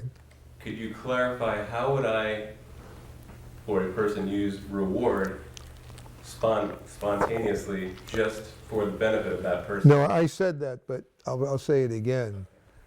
If someone does something that you believe is really well worth doing, whatever it is, and like I was coming home, I'm not a big tipper, I'm somewhat of a tightwad, but once in a while I really let go.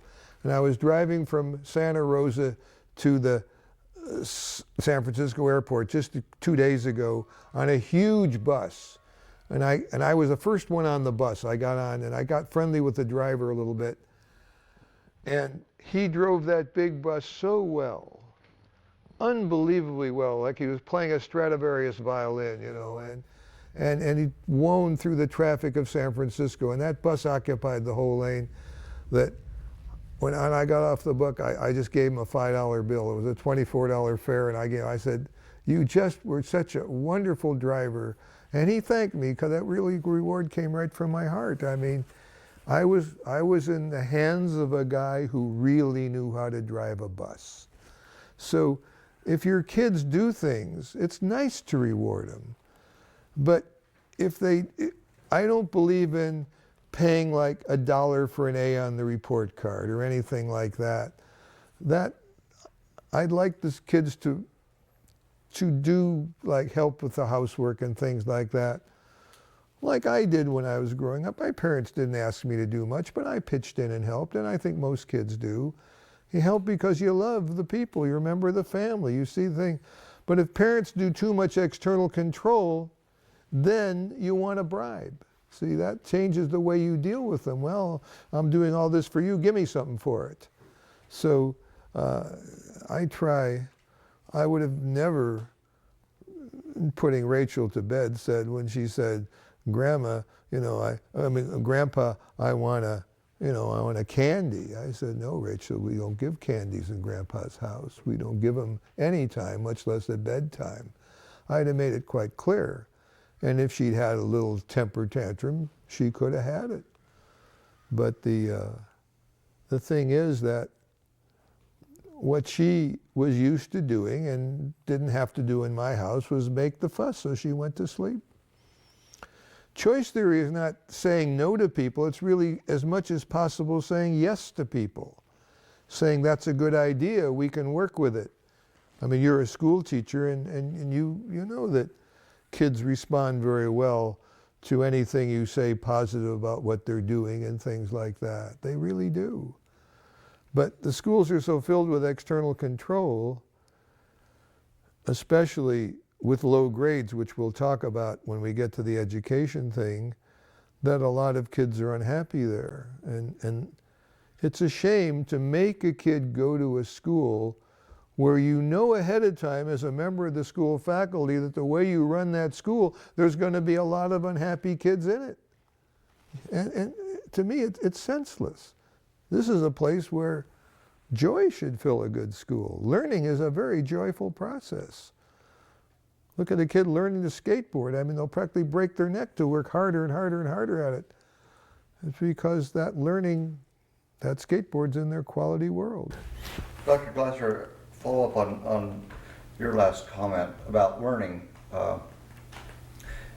You've identified fun and the need for fun as a basic need. It's a reward. It's a need that rewards us. For useful learning. Yes. Do you have any sense that, in fact, there is a basic need to learn? I mean, humanity seems to be filled with curiosity, a need to try and figure things out, even a need to try and have a sense of purpose in life. Well, There's a lot of focus on, is there a supreme being even? well, I think that how it worked out with evolution is that we actually evolved the need for fun, which then supported all the things you're talking about. But the need for fun also has a negative side too, that we can have fun and harm people at the same time. So we have to learn the difference. And people can do very, very wonderful creative things from their standpoint, but aren't good for society in many ways, such as doing a lot of effort to create psychiatric drugs, which are probably fun for the people that make them, but not very much fun for the people that spend their money on them and are harmed for it. So I'll go along with what you say, but my experience is that I enjoy the fun associated with doing some of the creative things I do. I look forward to doing it because it's going to be fun. And I mean, I haven't figured everything out by a long shot. And if there's a human need to expand and enlarge and learn and understand and all these things, but I think underneath all of these things, there had to be some need satisfaction to it. And I think that when you understand it, you feel like there's fun. And I mean, if you hear a really good comic like Bill Cosby, you'll laugh, but everything he says is laced with learning. I mean, he's really a teacher. In fact, he went back to school and got his PhD and can be a teacher if he wants to be. And when I lecture, I really don't use standard jokes or anything like that, but I try to say things as I lecture that reach the audience and they laugh, and then I know they're learning. I think that when you really, there's a group called Adlerians. I lecture to Adlerians. And you just open your mouth and they start laughing and they laugh for the whole 2-hour lecture. I mean, it's an unbelievable experience. My creativity just goes wild in front of these people. They laugh me right along the way. It's just wonderful. This is a pretty good group too. I'm not complaining here, believe me.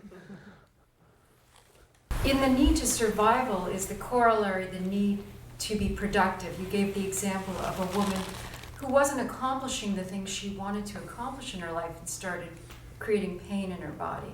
Do you think there's a need for productivity and accomplishment? I think that's part of the need for power. Yeah, power isn't always a bad need. It's a good need as long as what you use your creativity to help other people and do wonderful things. I think the need for power has created some of the great edifices on the face of the earth.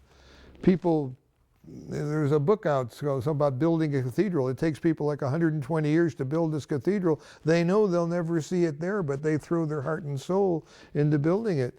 And certain religion and power are very strongly tied together in many respects.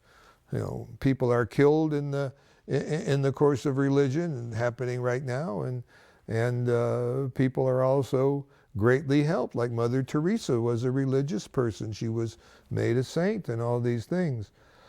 The need that's associated with survival is just the need for reproduction, which is also could be a fun thing if you call it, but people will reproduce or go through reproductive activity even if it's very, very painful.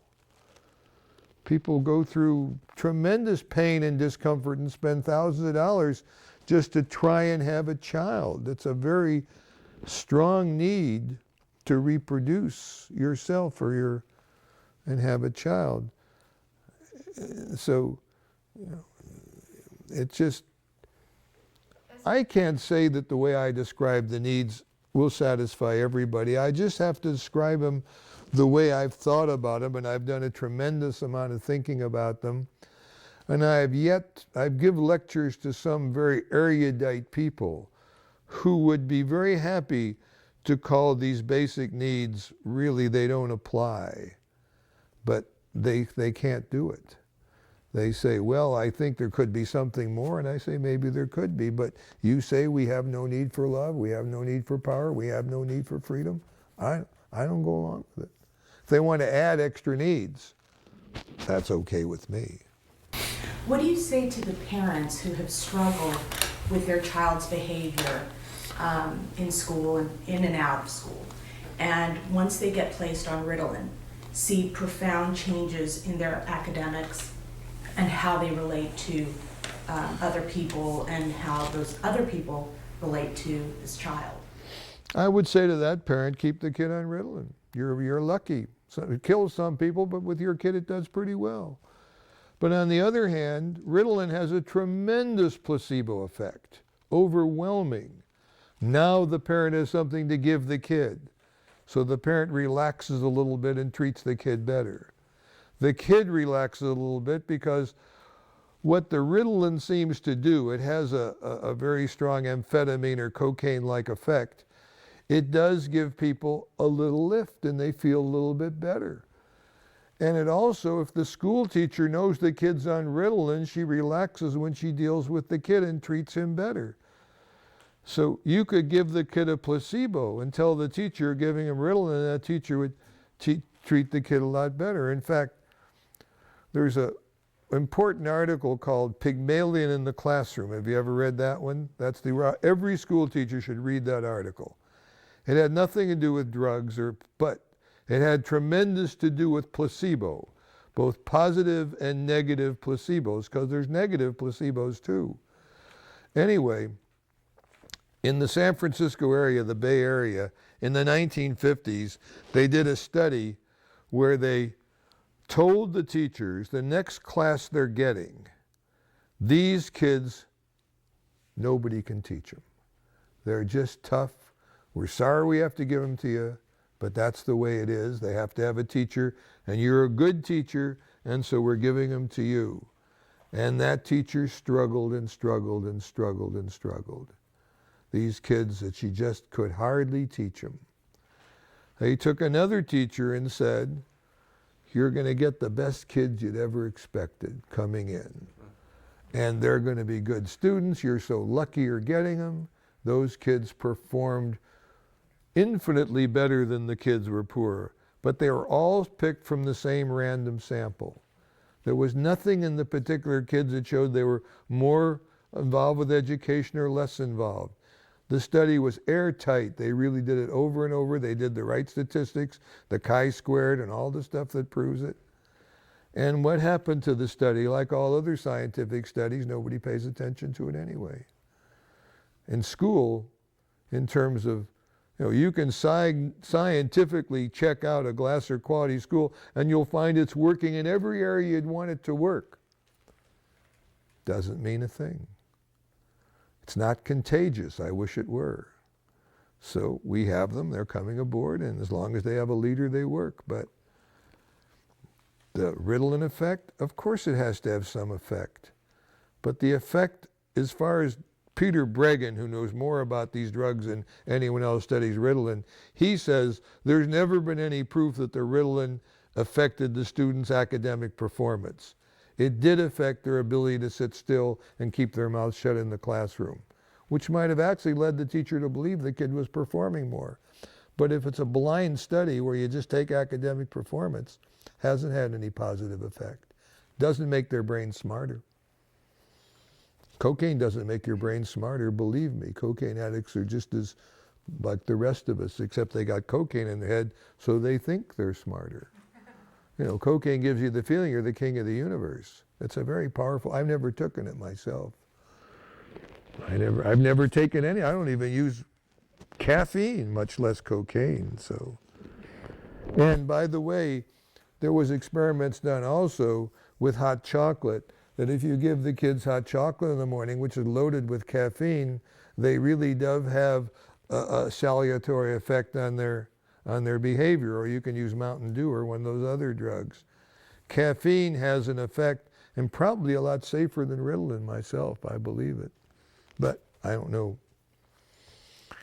It doesn't have the feeling it was prescribed by a psychiatrist for a mental illness, ADD. That gives the parents a real feeling that they've accomplished something.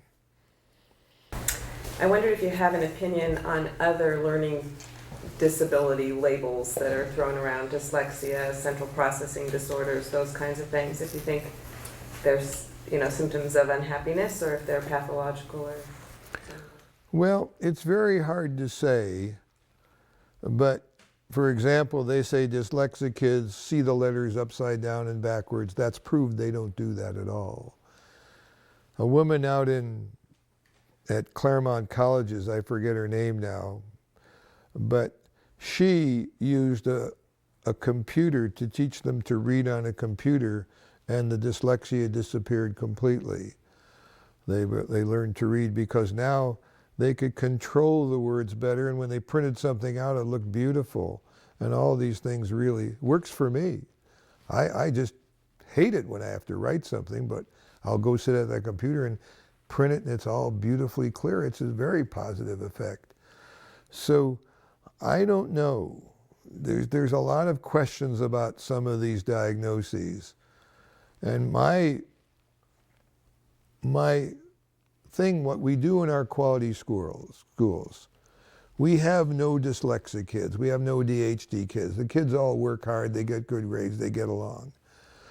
All of this shows me is that if you deal with them in a way that they're happy in school, and Kay Mentley, our principal of one of our great schools, the parents' only complaint, we had two complaints. One complaint was the kid won't tell me when he's sick because he doesn't want to miss school. So she really has to watch these sick kids coming in. But the other thing that happened is parents took their kids out of the Huntington Woods School because they said to her, I don't want my kid going to a school where there's so many happy kids. I mean, these are parents that really saw the dark side of the coin, and they felt there was something sinful about so much joy in the school. So, I mean, all I can say is that if you have a child that's not paying attention in school, like my son's a school teacher, for example, and he's a high school teacher, and he doesn't, he uses a lot of my ideas, but in his own way. I don't burden him with my ideas and things like that. All he says is, Dad, I never have an ADHD kid in my class. He said, I make friends with them. I teach them in a way that they like learning. Some of them don't learn. He said, that I don't succeed at. But in terms of doing anything in the classroom that would make it hard for another kid to learn or him to teach, they don't do that. They say, Mr. Glasser, we'll keep our mouths shut, but we ain't going to learn. And that, he has to settle for that. That's all he can do. So these are indications that there's other things operating.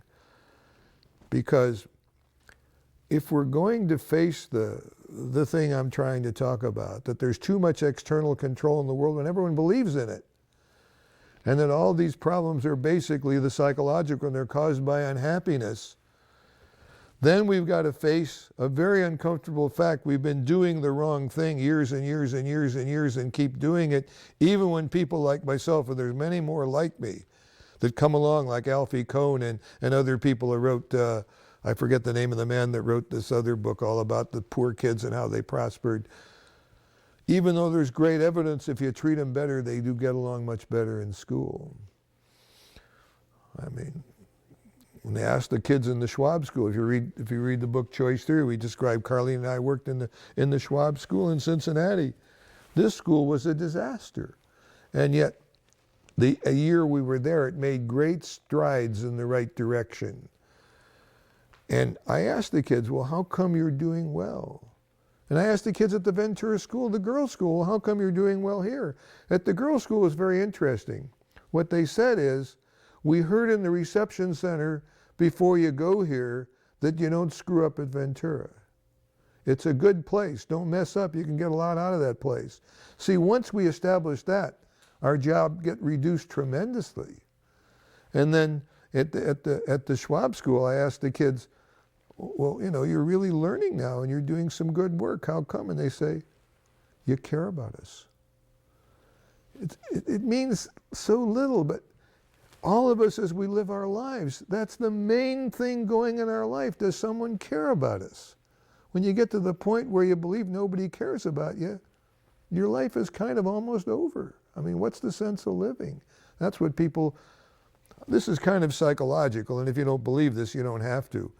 But I believe that people who commit suicide, they take themselves out of their own quality world. And when they do that, literally they're psychologically dead and they will kill themselves. If you can't come up with caring for yourself, and there's a story that supports that. Now, it only supports, it doesn't support it scientifically. But it happened, maybe 35, 40 years ago. And I read that story, I said to myself, wow. A man was flying into Chicago airport. At that time, they had a lakefront airport in Chicago. I don't think they have it anymore. But it was private planes landed there. And he was flying his private plane in, wife and 4 children in the plane. The plane crashed into the lake. He was the only one that survived. And he went about getting the funerals, and people later noticed that he didn't seem terribly unhappy when he was burying his family. He seemed like different, didn't grieve like most people grieve. And as soon as he got him buried, he took a gun and blew his brains out. He'd already made up his mind he was going to put them away in the right way, and he couldn't live through this, really, for him, an awful experience. He was a pilot, a terrible experience. So I feel that if you have a suicidal client, and I've had a few, I've had, 2 that committed suicide, and one of them was in a psychiatric hospital. I wrote specific suicide precautions, went around to the nurses and said, I'm not writing this for the fun of it. This guy is going to kill himself if you give him a chance. And before the next day, he hung himself from his bedpost by his belt. They hadn't taken his belt away. So he'd already made up his mind, and I put him in. I told him, I don't want you to kill yourself. We have some counseling. Maybe you can. But anyway, he did. And then another guy had not treated his wife well, and she finally left him. He was a well-to-do guy. She moved to Spain, where she lived on that coast there, and she came home a couple of months a year and stayed with him. The rest of the time she stayed there, and it kind of worked out. And then she told him, I'm moving to Spain for good and I want a divorce. And he told me, and he started to see me, and he said, if she does that, I'm going to kill myself. So I was in a real quandary, because I knew this guy, and he was like Horton the elephant. If he said he's going to do it, he's going to do it. And so she came to town, and she called me. She wanted to see me, and I'd sent her a message. Somehow I got it to her in Spain. I want to see you when you come to town. And I came in and I said, you know, let's say his name was John.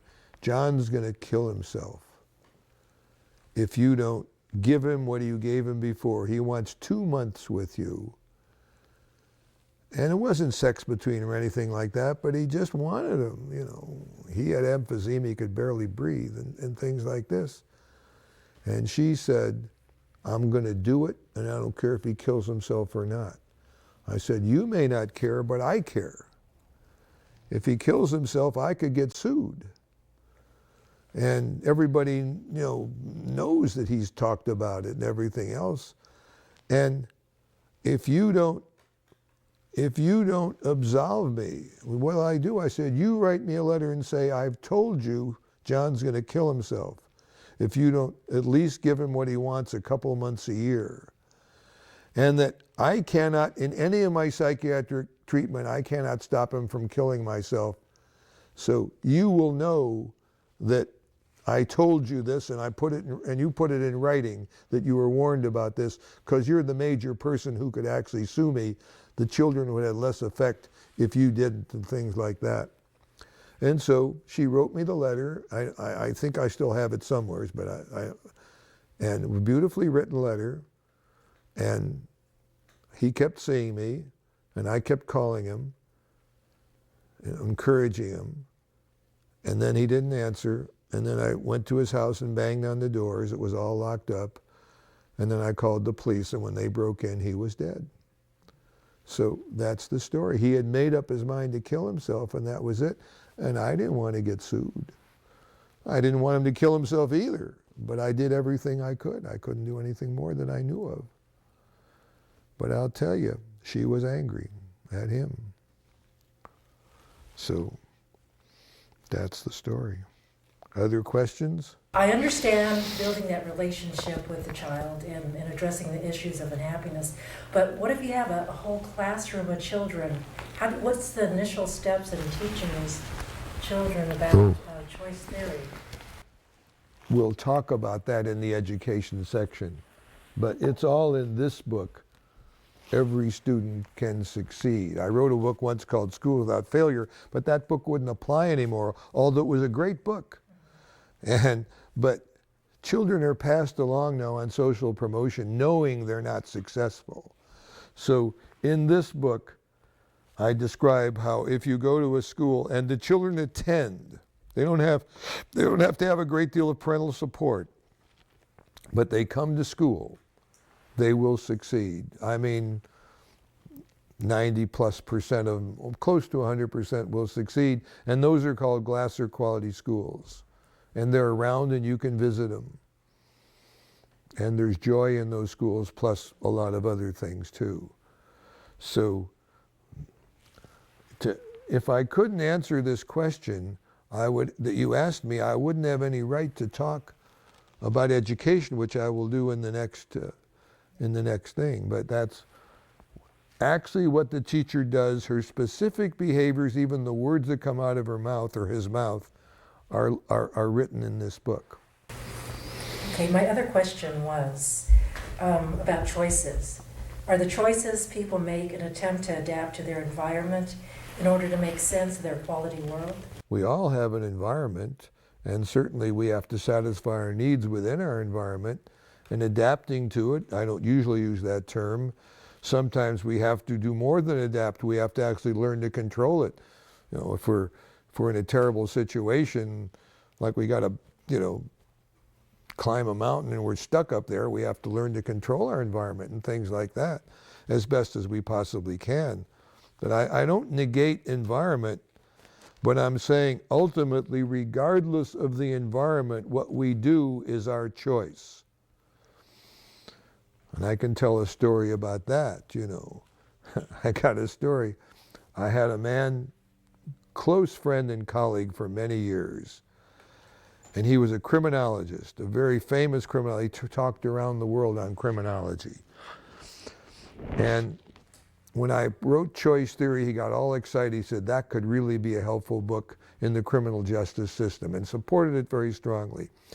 And then that was with Reality Therapy. I don't know if I misspoke that, but that was Reality Therapy when I wrote that book. And then I wrote Choice Theory, and that one, he said, I have no interest in that.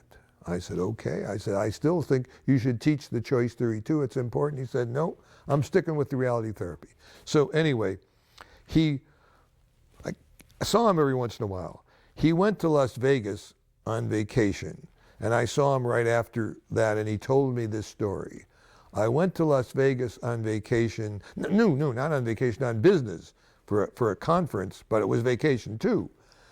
And I went to this gorgeous hotel. They put me up high floor, and I said to the people, you know, everybody seems so happy in this hotel. It's so beautiful. Is there anything I should know? And the people said, be careful when you go to your room. He didn't pay attention to that. He went to his room, and when they told him, make sure the door is locked. He went to his room and didn't even make sure it was locked. Within moments, this is a story he told me, a man walked into his room, and here you had, in the annals of criminology, an extremely unusual sight. Rarely happens. You had a criminal and a criminologist face to face. Criminologists don't go into criminology to face criminals, believe me, but he knew he was a criminal because they're pointing a gun at him. And a gun is really one of the hallmarks of a criminal, one of his trade tools. Anyway, the criminal said to him, give me your wallet. And my friend, good storyteller, said, to my surprise, I heard myself saying, I won't give you my wallet. And he took his wallet out of his pocket, took out a few dollars, put it on the floor. You can have the money, you can't have my wallet. And the criminal repeated, I want your wallet. And he said, that's it. While he was doing that, he told me, the old Jack Benny story ran through his mind, where Jack Benny, who was a tightwad, stingy guy, was being held up in his vault where he had all his money by a criminal, and the criminal in the program, I heard the program, many people did, your money or your life. And Benny's classic remark was, one of the greatest remarks ever is, I'm thinking. And so that's what my friend said. Here I am thinking, while this guy's got a gunny on me, and I won't give him my wallet. So anyway, the criminal, fortunately, at that moment, decided to use choice theory, took the money and left. Didn't shoot him. And I said, you're crazy. What did you do? He says, well, I didn't feel like giving him my wallet. I had my driver's license, my thing. He didn't need it. I said, but he could have killed you. He said, well, he could have, but he didn't. So that's the story. The point is that even faced with your life, many people will stick with their choice and lose their life. You read in the paper all the time, people are held up and they struggle and they get shot or something like that. So the whole idea of external control is very strong, but even when you're trying to control the criminal so he won't take your wallet, you can lose your life. So it goes both ways. So even when I went to Kay Mentley School recently, which is a great school, and I heard the kids explain to me how they teach the choice theory, I said to Kay, we have to improve this a little bit. Because the teachers are so nice and so genteel in that school, they really don't teach much about external control because it's not needed, because there's very little external control in the school. But I said they still ought to know about it. And so I've written some recently. It's on my website. You can look up. It's called Skits. You have to new material, wglasser.com. The skits are my attempt, if you read them, to teach the children the part of the choice theory that some teachers don't teach, which to me is an important part, the external control. So to answer your question in a big way, external control is a big deal.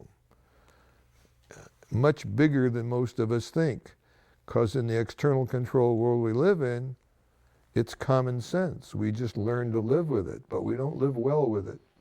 If you've been divorced or had an unhappy marriage, you know what caused it was someone, yours or the other person's, use of external control.